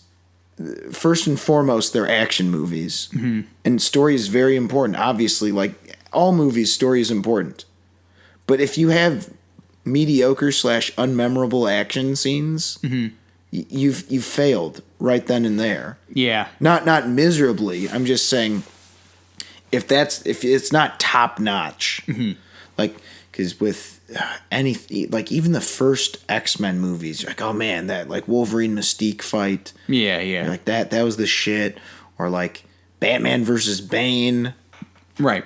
Both times, like a young man, nothing held back. It's like it's awesome because you're like, holy shit, this is intense. Yeah, both times even. Yeah, you fight like a younger man, admirable, not mistaken. Yeah, that's what I'm saying. It's like, who's going to be like, hey, remember that scene where Venom like fights a few random baddies in his apartment? Like, that was dumb. I thought it was fun. I thought it was. I thought, like, just from a filmmaking level, I'm like, God, this must have been a bitch to shoot. Oh, because it's like CGI, but throwing people into fucking stoves and shit. I'm like, damn. No, and I'm not saying that the stunt work is like terrible. It's just that scene wasn't entirely that memorable. And so back to my point though, what's an easy, surefire way to set up plenty of action scenes? More symbiotes, especially if the story in which you're borrowing from has them. Not only that, it's the way in the trailer they're like, look at all these canisters, and you think, whoo. You see, your imagination fills in the gaps that aren't there. That you know what? It's a total Wolverine and the Ninjas. Yeah. Like, oh shit! Look at all those symbiotes. They could attach to anyone. Nope, psych. They just kill all the patients. They just suck like too much for the symbiotes to latch onto. And then the symbiotes die also. Yeah, it's like psych. Nope, nothing cool happens. Yeah. But that just bugged the crap out of me. We do get some silly ass Tom Hardy shit. We get him exhibiting his obsession with raw chicken, tater tots, and raw lobster, like a live ass lobster. We also get to hear the Venom symbiote call Eddie Brock a pussy. Yeah. And cuss. See, that was the thing. I was loving the lobster scene. Yeah. I loved it because it was like. It was kind of like you were saying, like, are they really doing this? Is this their real attempt right now? Oh, man. There's so much. I thought that shit was hilarious. I was laughing, too, but I still can't tell if they were laughing with me. I think they were. I think. Maybe.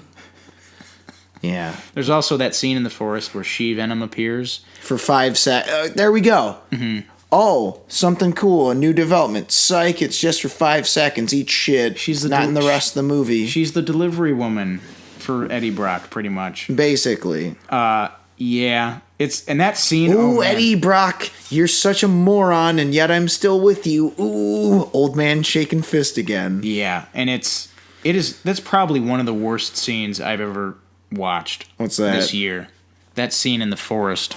It is so fucking bad, but like funny bad. Like if you ever get the chance, just remember me and remember to go and watch that fucking forest scene from Venom on YouTube after it's out, and you'll know what I'm talking about. Oh, that thing where he's like, I'm gonna kill you, and then he's like trying to talk him out of it. Well, that and it's just the whole structure of the scene, dialogue wise. Like it's like Eddie's there and he's like, "Thank you for the suit," and she's like, "You're welcome. It was good. Thank you for the kiss," or whatever the fuck. And he like turns into Venom. It's like, "All right, I gotta go." And she's like, "No, I'm coming with you." And he's like, "No, you can't." She's like, "That's bullshit." And I'm like, what is going on? I always hate. Nothing annoys me more in movies when it's like, you're clearly not as equipped to come with me on this mission, so like shut up. Yeah. Take a hike. I'm just waiting for that to happen. It's like, like I don't know, like some dude is like hasn't slept in like 9 days, like all his limbs are broken. I'm coming with you. It's like, no, dude, you look like you're about to die. Right. That's not fair. All right, you know what? I'm not even gonna do the classic like knock you out like or whatever or like close the door. It's like I'm just gonna leave you there because you clearly can't come after me. Hey, come back.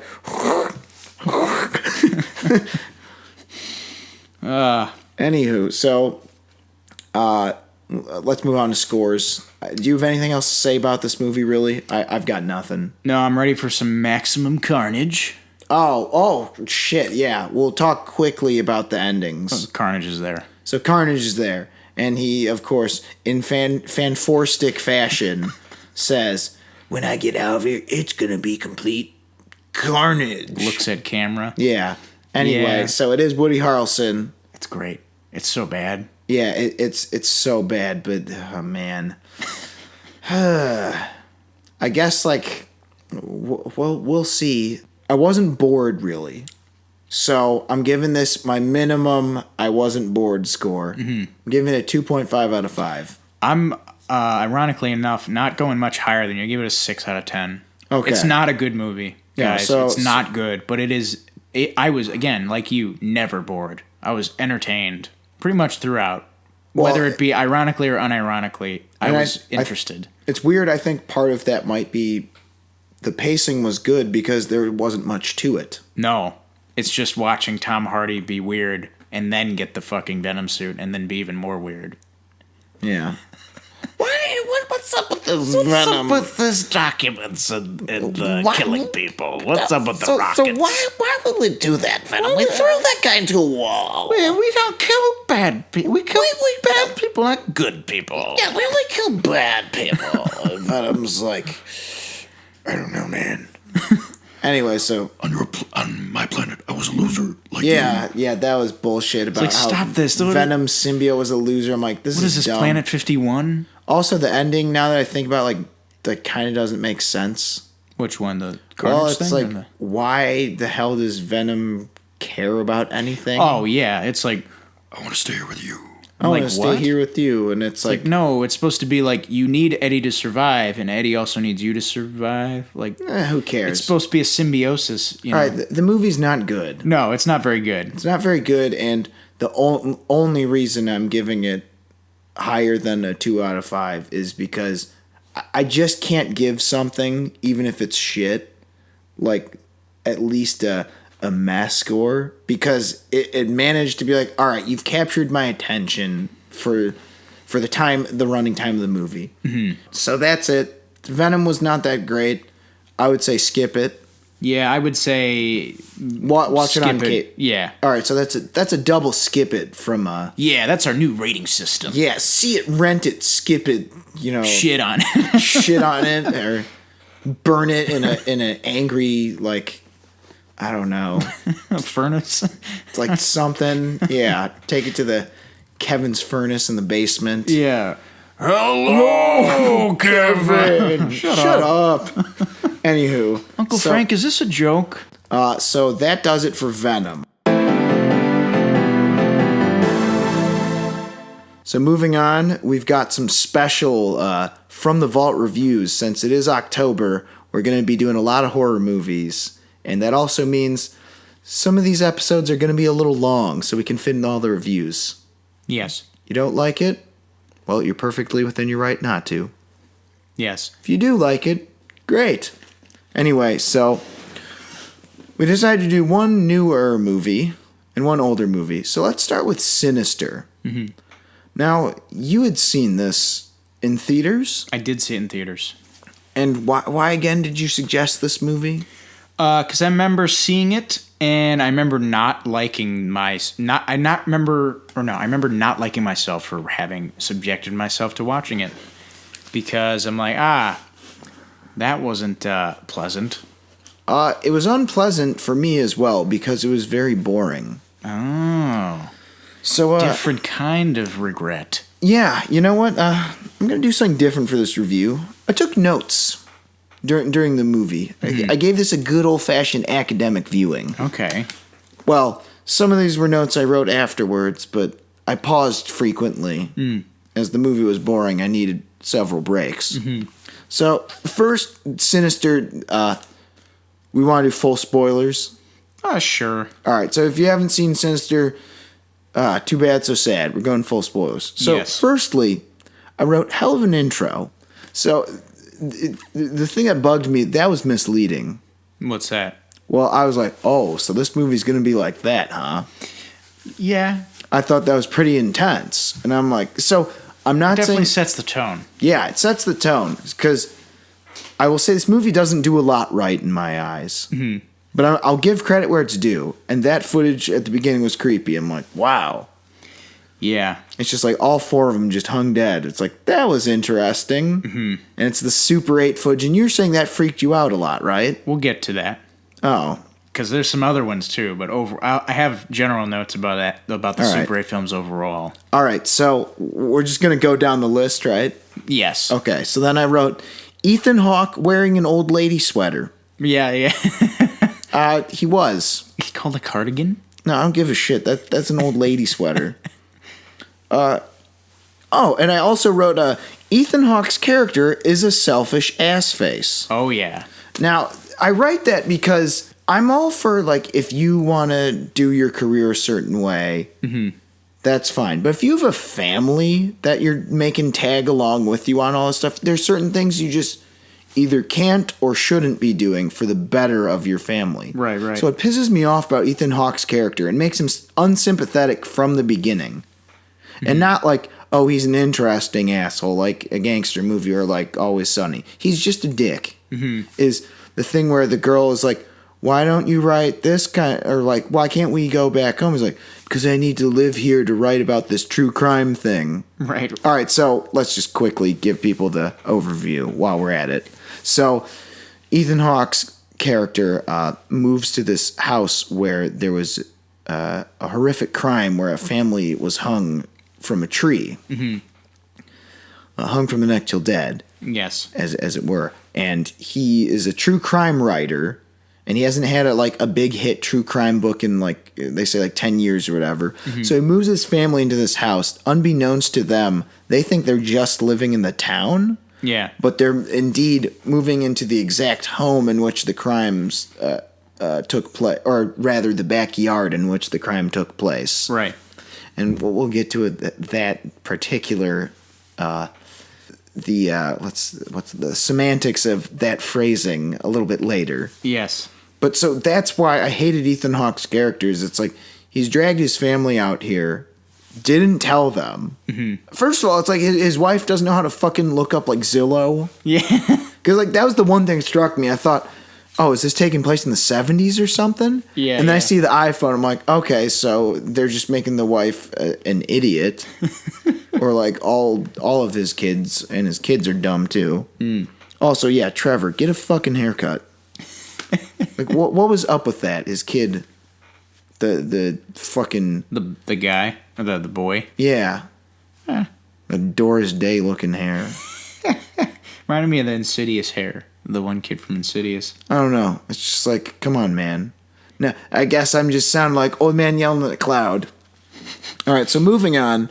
So we are introduced to this guy who's a piece of shit. The wife who you sort of sympathize with, probably more than any of the others, and the dumb little kids. And immediately I thought, I don't know if I. Okay, so that was all I wrote for stuff that was in real time. But I thought to myself, I was like, I bet you that little girl is like gonna be like the killer or something stupid like that. Lo and behold, we'll get to that later. Yes. Okay, so then moving down the list, main couple has shitty relationship. Within 20 minutes of the movie, there's that one part where it's like she basically like threatens divorce. Yeah, pretty much. I thought was really awkward. It's like, remember, if you fuck up this book again, I'm skedaddling. It's like, that's fair, right? I'm like, oh, if you're this, this is like, if they hate each other this much, like, why are they still together? Yeah. I don't know. I wasn't feeling that. Moving along. Oh, annoying fast motion, predictable ending with the girl, barely scary. Some interesting ideas here and there, but the slow burn gets boring and tedious. 2 legit jump scares, 3 total. The last one was very forced. About an hour and 10 minutes is where things finally pick up. Too little too late. Annoying little kids. Aren't scary. It's like I was saying to you when he's like running around the house, the baseball bat. Yeah. And he's just like, if he just turned around and gave her this kid stalking him the Jeff Rizzo treatment. Oh boy. It's like, little kids are dumb. They're not scary. I don't get...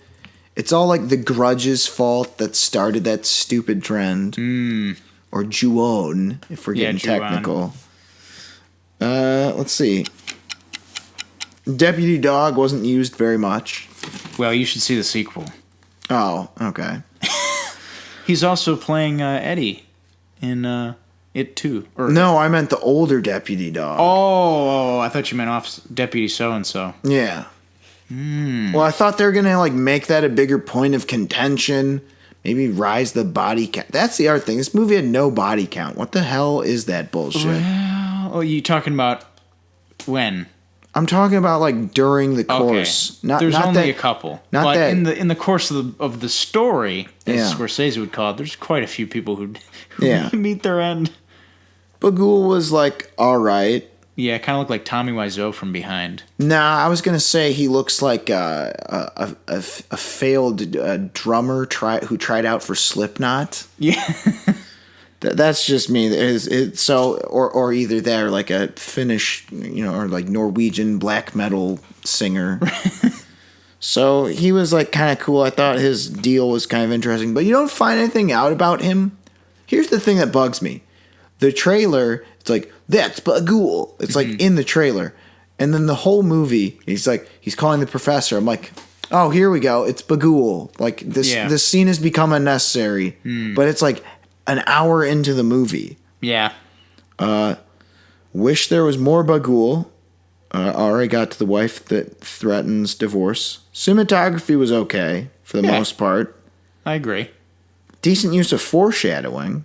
Yes. Ethan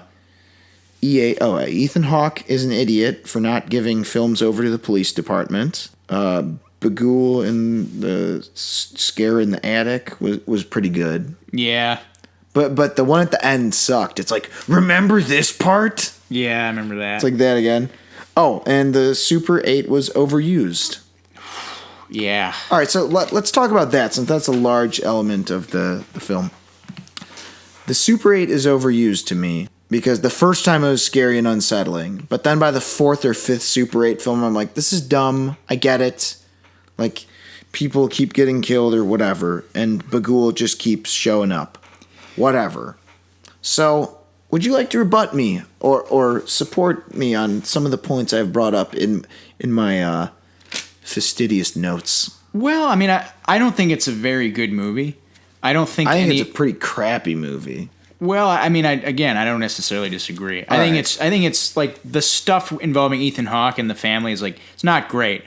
But again, where the movie really shook me is with the I mean, let's not beat around the bush. They're snuff films. Basically, they're staged, but like, I don't know, like, overused or not, like, they really did not sit well with me. Like, it just shook me. Like, the music especially, I'm like, I don't like this. And the idea behind some of the killings, like, it felt real. Like, I'm gonna tie you to a fucking deck chair and throw you in the pool with fucking concrete blocks. It's like, that's too specific. That's a little weird. Or like, I'm gonna duct tape you to the bed and like slit your throat. It's like, that's weird. That's like oddly specific, and it creeps me out. And it made me feel weird.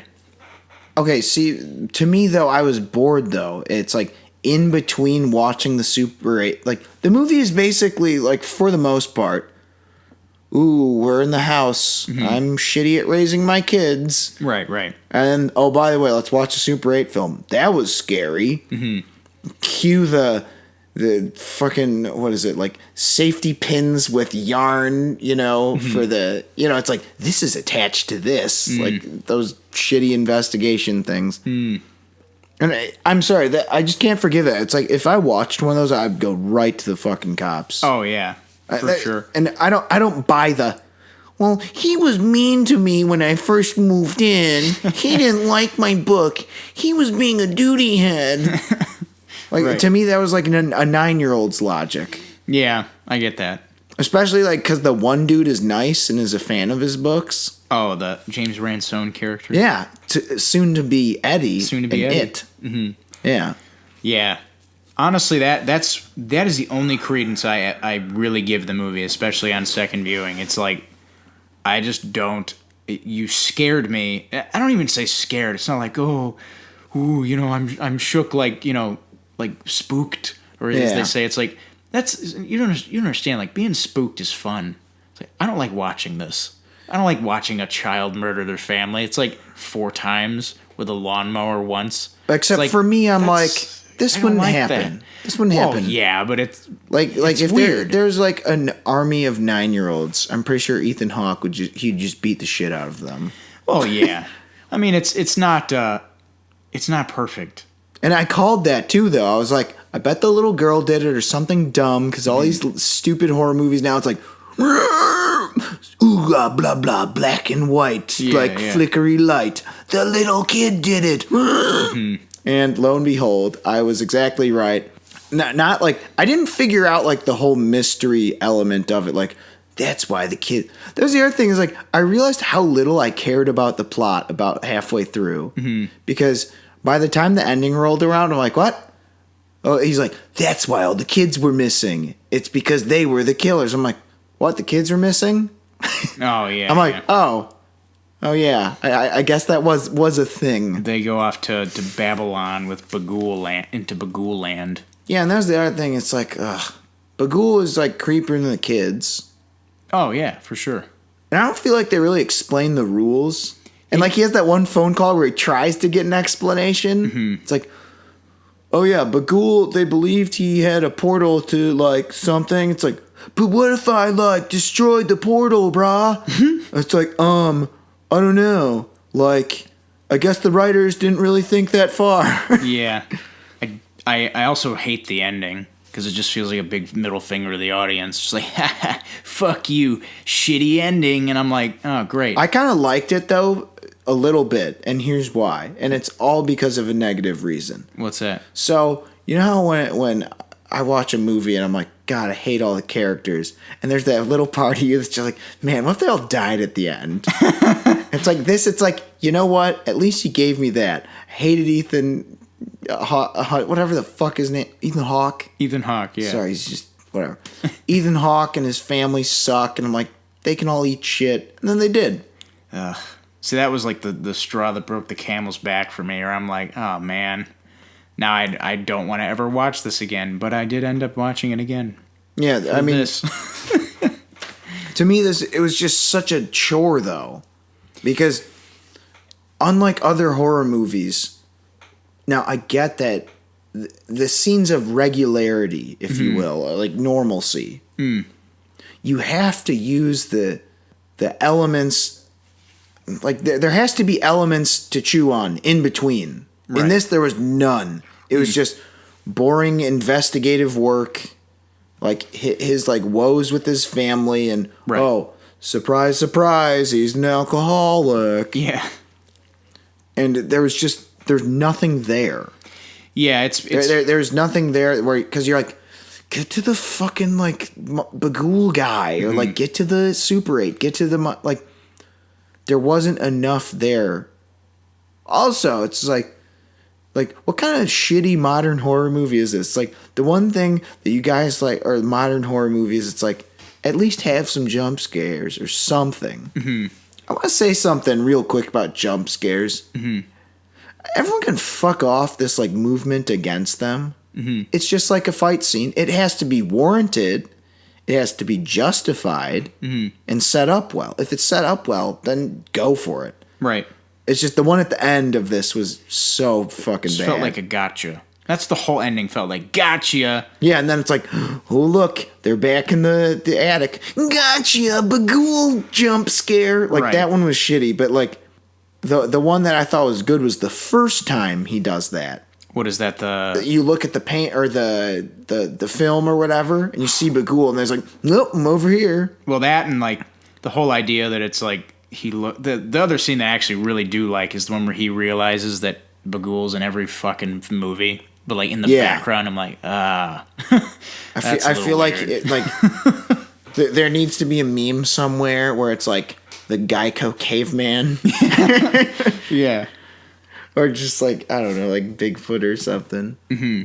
But really, this movie bored me to death. And really, like, for the 12 seconds of enjoyable footage of like a couple cheap jump scares, I'll give it the extra half. Okay. So I'm giving it a 1.5 out of 5 because I fell asleep. And I made sure to watch all the parts I fell asleep during. But like, you know what actually happened? At one point, I fell asleep. And then the first jump scare of the movie woke me up. You know the part where he's like creeping around the house and the little kid's like, oh yeah, just like right behind him. That woke me up. I'm like, oh my god, got me. Yeah, I'm not gonna go too much higher. I'm gonna give this the same score as I gave Venom. Give it a 6. It's like it's made fine. It is not made fine. Well, it's like I was fine with it, but the whole reason I gave it a 6 is because you're giving the Super 8 footage credit for shaking you. Yes. Okay, see that's where it comes. That's where we part ways. Yeah. To me, by the the second or third, I can't remember which one, but by the second or third Super 8, I'm like, oh, I get it. Creepy, derpy derp. It just felt like it felt like repeating a beat. Right. Whereas the first time I was like, oh, that's just creepy. But then it's like the fact that it became like a theme of the movie. It was a device to me that was kind of boring. All right. So you gave it a higher score than I did. Yes. I did not enjoy it that much.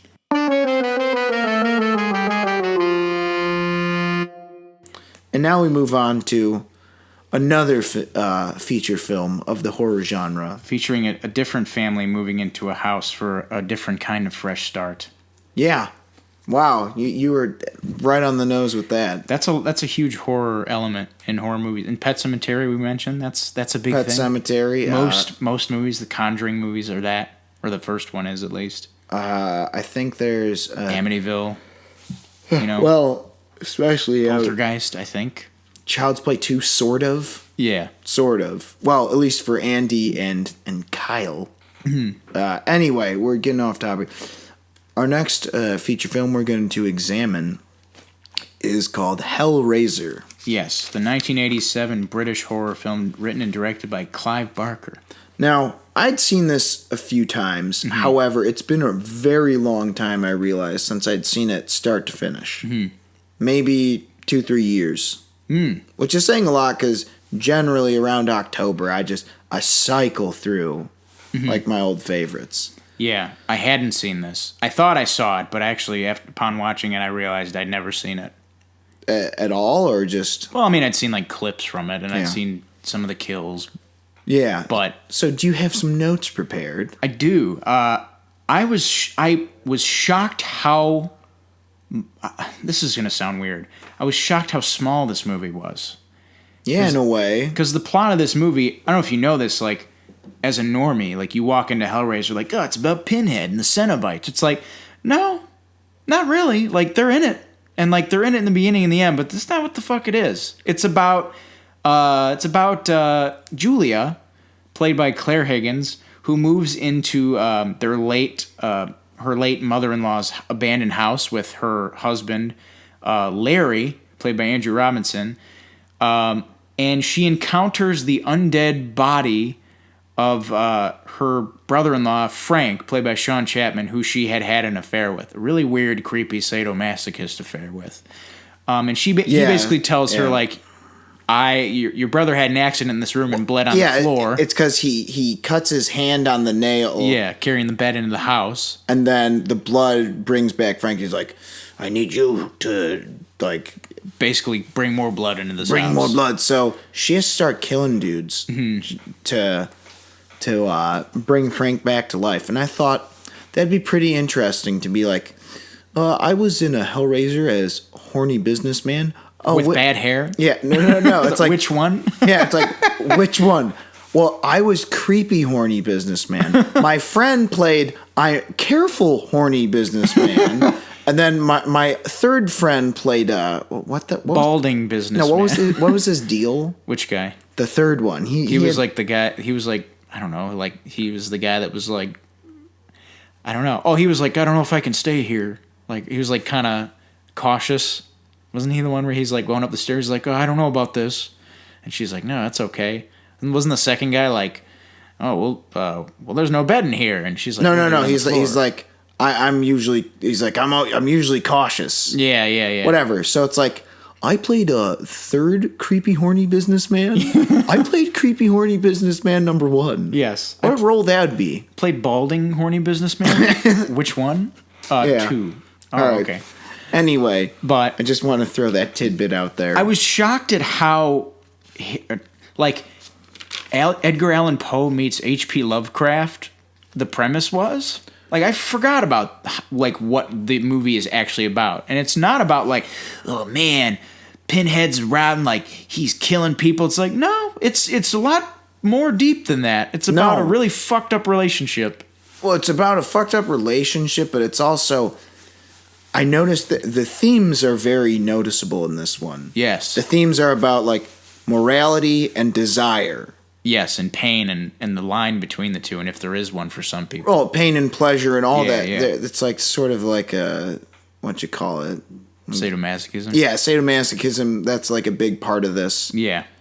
And that's just something that makes this really, from a story sense, there's more to it than just, oh, this is just a slasher, which, don't get me wrong, I'm all about the slashers. Oh, yeah. But I'm not going to act like the slashers often have, like, a lot to them.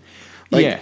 Like that movie Night Prowler, which is, weirdly enough, written by, like, either Hanna-Barbera's, like, son. Right. Sorry, it's just called Prowler, not Night Prowler. Anyway, so it's like his credits on IMDb, it's like this one slasher movie and then all like Jetsons remakes and stuff.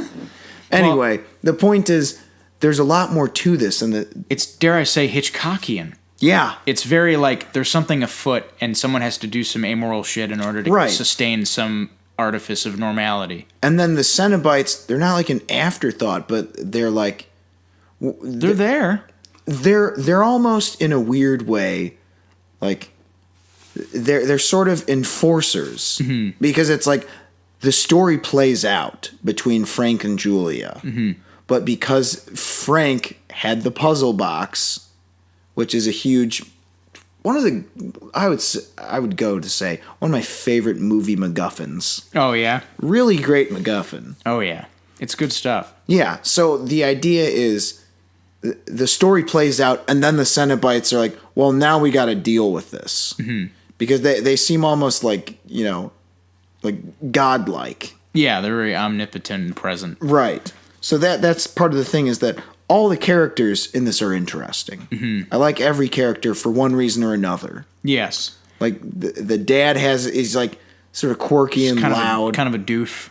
Yeah, he's not a bad guy. No, he's just kind of a dork, just a dad. He's like a 90s and then dad. Julia, you're just like, oh, what a snake. Yeah, she's like, but I really bought her, like, she knows, like, this is a bad relationship I'm in, and it's really coming to bite me in the ass now, and it's like, but she wants it. She wants to be with this guy. At the end of the day, when it came to her desires, she gave in. In a very Hitchcockian way, it fucking consumed her soul. Yeah, quite literally later, yeah, but...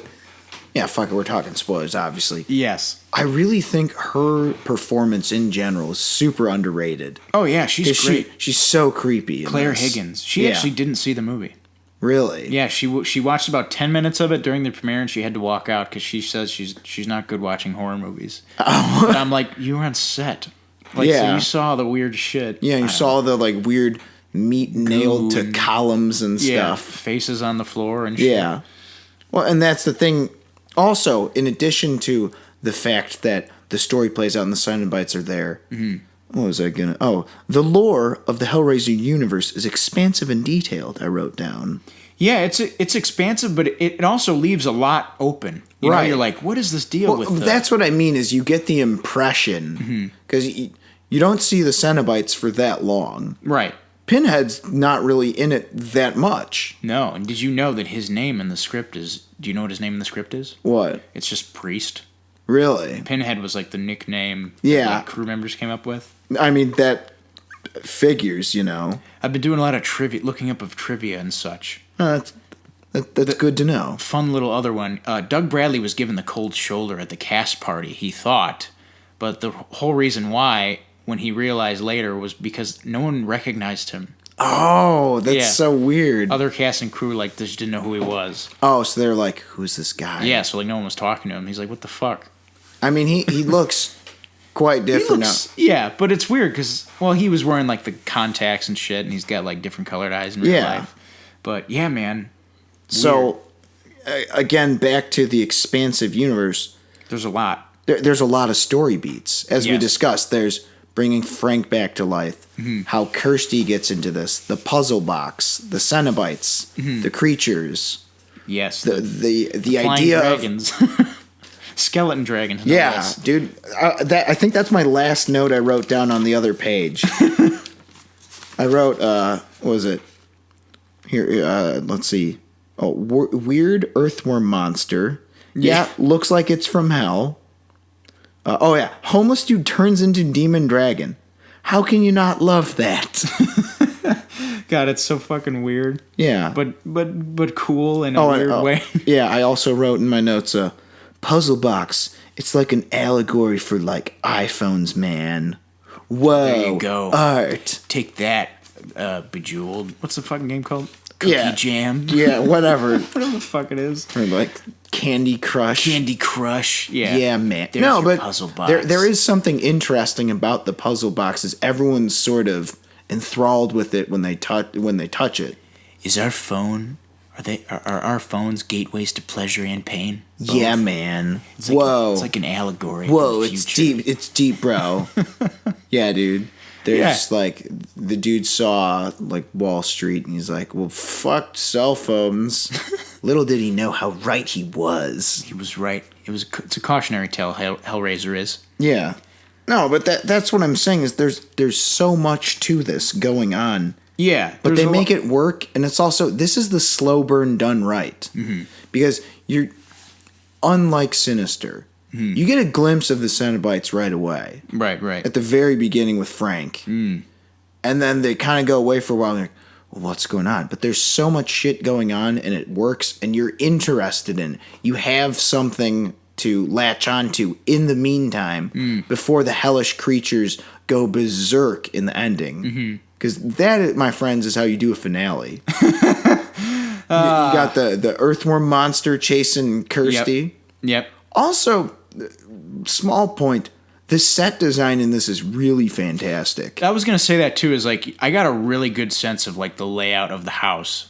Yeah. Like, really, really well. Like I knew I could like probably recite the architect, like the blueprint of what that house is, like in my sleep now. Because I mean, it's pretty much just takes place there. Right. It's a good use of setting. Well, I was going to say like the hospitals even. Yeah. Because I thought they did a perfect job of introducing the idea of the gateways to hell opening on Earth. Yeah. Because there's so many frames in this movie where it just looks like a really good Gothic painting. Yeah, like a Hieronymus Bosch like interpretation of hell. Yeah. Yeah, and that's the other thing that we got to mention is like the set design and obviously the practical effects work. Right. Is just it's primo. I mean the Chatterer. Yeah. What the hell? I don't know their official names. I just call them like Teeth Man, Yeah. Fat Neck Guy, Lady Cenobite, and Pinhead. That's basically how I'd call it. Lady Cenobite reminds me of the Stranger, that claymation thing. It's like, who are you? An angel. Oh God, the Mark Twain fucking one. I'm not even joking. That creeps me right the hell out. Oh man, she kind of reminds me of like what the fuck was the lady's name from Superman 2 that was with Zod? It was Feora, I thought.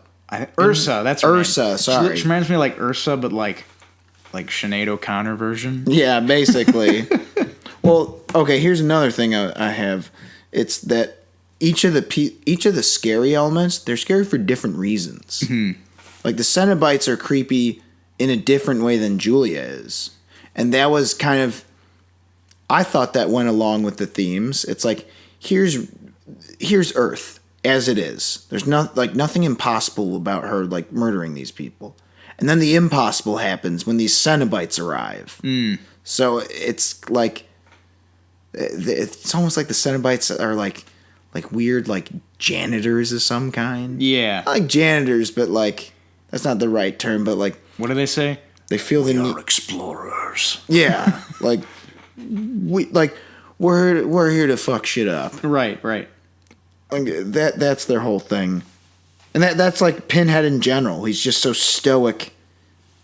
You know, he's an excellent villain, and he's so tied to the themes of the movie. Oh, whereas yeah. like Michael Myers, you just kind of assume the themes based on what he's doing, but in reality, Michael Myers is just a psychopath, Right. Yeah. who doesn't really seem to have there's implied purposes, but he doesn't talk, so he doesn't express them. Right. But I like Pinhead when it's just like. No tears. Yeah. You know, he's just so creepy to Kirsty. Kirsty, who I like to call not Natalie Portman. She was good too. Wasn't that her first movie, if I'm not mistaken? It said introducing. Yeah. She was all right. I mean, she wasn't amazing, but There are couples towards the end, like, I'm like, man, you're just hating. Everyone else is fine. I thought she was fine. I thought Julia was the best because I'm like, Yeah. oh man, she's really bringing it. And I like Larry. I liked Larry, the actor who played Larry, Andrew Robinson, who also played Scorpio in Dirty Harry. Also, Him as Frank. Presto, you're dead. What is Chucky kills him in Child's Play 3. That's true. He's the barber at the military school. Yeah. Looks like you need a soldier or a haircut, soldier. Oh man. So fun little trivia fact. Guess what this movie was originally called? What's that?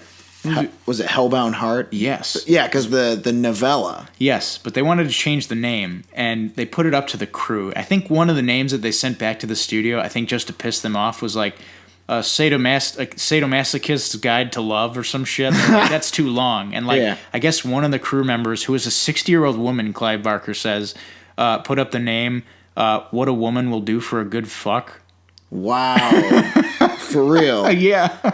That's kind of fucking cool. That's interesting that Yes. that she came up with that title. Yeah, man. There's a lot of... Go check the IMDb trivia section out. There's a lot of fun stories about There's some Hellraiser. good stuff. Oh, yeah. Yeah. So in general, I really liked this, and after a second viewing, I kind of liked it more because, again, with these academic viewings, you try to pay a little closer attention, and I kind of felt like how everything meshed together was what made this such a cool movie. Is because like most movies, it's like there's a killer. Okay, he killed someone. All right, now it's like the characters dealing with it. And then it's like, now we move on from scene to scene. People get killed along the way, and you either get away or the killer wins. Right. This is like, this isn't like that. It's not that simple.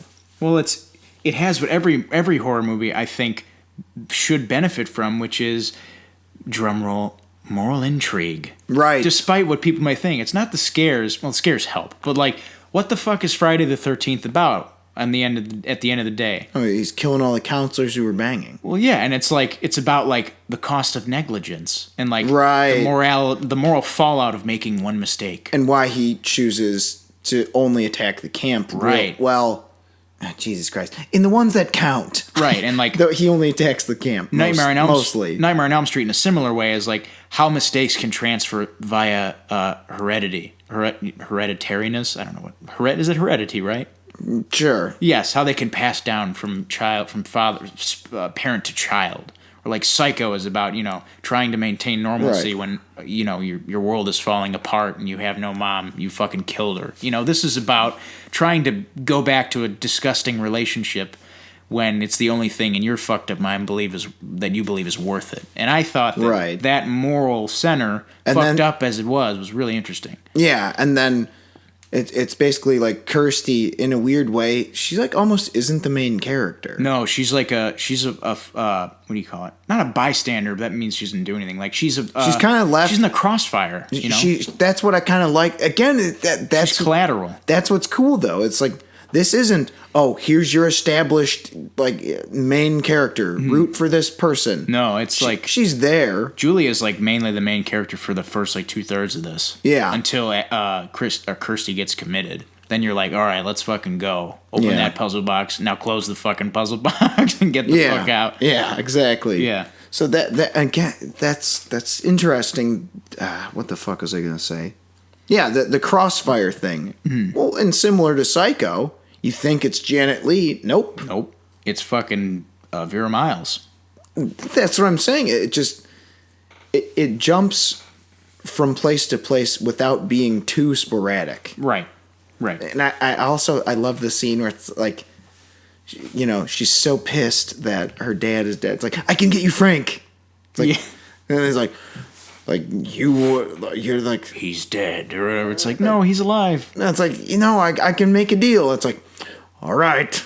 That's what makes him such a cooler villain. He's not like, he, I'm going to get you. And then the dramatic irony of like, where's the man who did this? It's like, no, you can't hurt him. It's like, it's not your dad. It's like, didn't you see his head? Also, good performance out of Larry Robinson when he had to be Frank. Sorry, I meant Andrew Robinson. Yeah, that's what I said. those It's like, he does a perform- great, like, He's a different person, Those obviously. those performances, I won't give away a particular movie, but those performances they can range greatly. Those, you know what I'm talking about? I've possessed the body of someone else performances. Yeah. Those can be really shitty sometimes, and his was actually perfect. It was spot on. The Jesus Wept line was his. That was his addition. Andrew Really? Robinson's. Yeah, the line was originally "fuck you," Oh, but Andrew Robinson's like, let's just try something different. Let's do Jesus Wept. Clive Barker's like, all right. there's another element. I'm just saying, like at the end, all this crazy shit just spirals out of control. Mm-hmm. And then the Cenobites just come strolling in, and they just kind of say, all right, so here's the deal. Shit's gotten fucked up, and we're solving this right now. Mm-hmm. And they even tell Kirsty, like, make no promises, about her. Oh, about, the deal they're going to make? Yeah, it's like, yeah, I know you think you can bargain with us, but we're not so sure about that. And it's the idea that he ponders that and that he toys around with the situation, because it's almost, again, the omnipotence of the Cenobites. They feel like they have so much more control. Right. Because even with Jason and Freddy Freddy's a bad example. Like Jason and Michael, they can only control so much. Right. And that's mostly the way they prey upon people. Exactly. But the Cenobites are the even more upper echelon of apex predators. They sure are. Yeah. So overall, I thought it was excellent to watch again. The cinematography, the set design, the acting, the storyline though was really, really it's expansive. Oh yeah, it's real fun. It's a real good one, and it wasn't what I was expecting in a pretty damn good way. Now, to me, this is an obvious classic, so I knew it was a perfect score to me. Now that you've seen this for mostly the first time, where you what's your opinion on that score? I'm gonna give you 3 guesses. Oh my god! If you 7, No. 8, No. 8.5, No. 7.5. Oh, you suck! This movie is so much better than 7.5. But keep in mind, I'm not a horror fan at all. Oh yeah, because so that's pretty fucking good. You did suggest Sinister. Yes, which is not as good as this.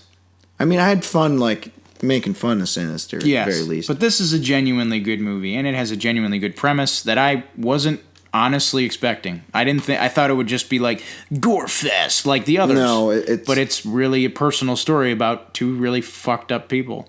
And that's the weird thing is 2 and even 3 to an extent stay mostly. It's just 4. It takes a nosedive. Yeesh. Because it tries to do a lot of Bloodlines tries to do some interesting stuff, but it's. I said this is sort of it's expansive without being too sporadic. Yeah. 4, it's like this is too all over the place. It has a young what's the guy? Adam Scott. Yeah. Has a young Adam Scott in it. Oh, which one? Number 4. Oh God. Yeah, number 4 is absolutely no good. Was that Deader? No, that was number 6 or 7. Yeesh. Deader's the one with Carrie Wurr in Romania. Oh, okay, yeah. 4 is the one where they go back in time, but also go forward in time to the future, and they involve a space station. It's an Alan Smithy joint, if that says anything. Oh, Jesus Christ! For those of you playing at home, Alan Smithy is a pseudonym used when a director wants to disown a movie he worked on. There's not a whole ton of them, but this one was bad enough for. When they happen, they happen with a bang. They happen every now and then. Anyway, though, I really like this one. I consider it a classic, so I give it a perfect score. You give it a 7.5 out of 5. Highly recommended. Okay, so if you haven't seen Hellraiser, I would definitely suggest it. I can't say the same about Sinister. Hellraiser, I would say... I also say don't watch Sinister, but for different reasons. Right. It's not pleasant. Yeah. Overall, though, 1 through 3 are the best Hellraisers. All right, so that does it for this episode of Bonus Features with Alex and Robert. Follow us on Facebook and YouTube, SoundCloud, all the same all the same name, wording, whatever. Bonus Features with Alex and Robert. So just search that, and then you can find us. Like, subscribe, comment. Tell us if we're doing a good job. Tell us if we're doing a bad job. What horror movie should we see next week or in the coming weeks? We've got most of those chosen. And I'm definitely ordering the 9-movie collection of Puppet Master. Yeah. Including the Clip Show movie. Maybe. Oh, no, that'll be one of them. Part of it, right? Yeah. It's one of them. So, there you have it. This episode's really, really long. Sorry. Anyway, thanks for listening, and we'll be back next time.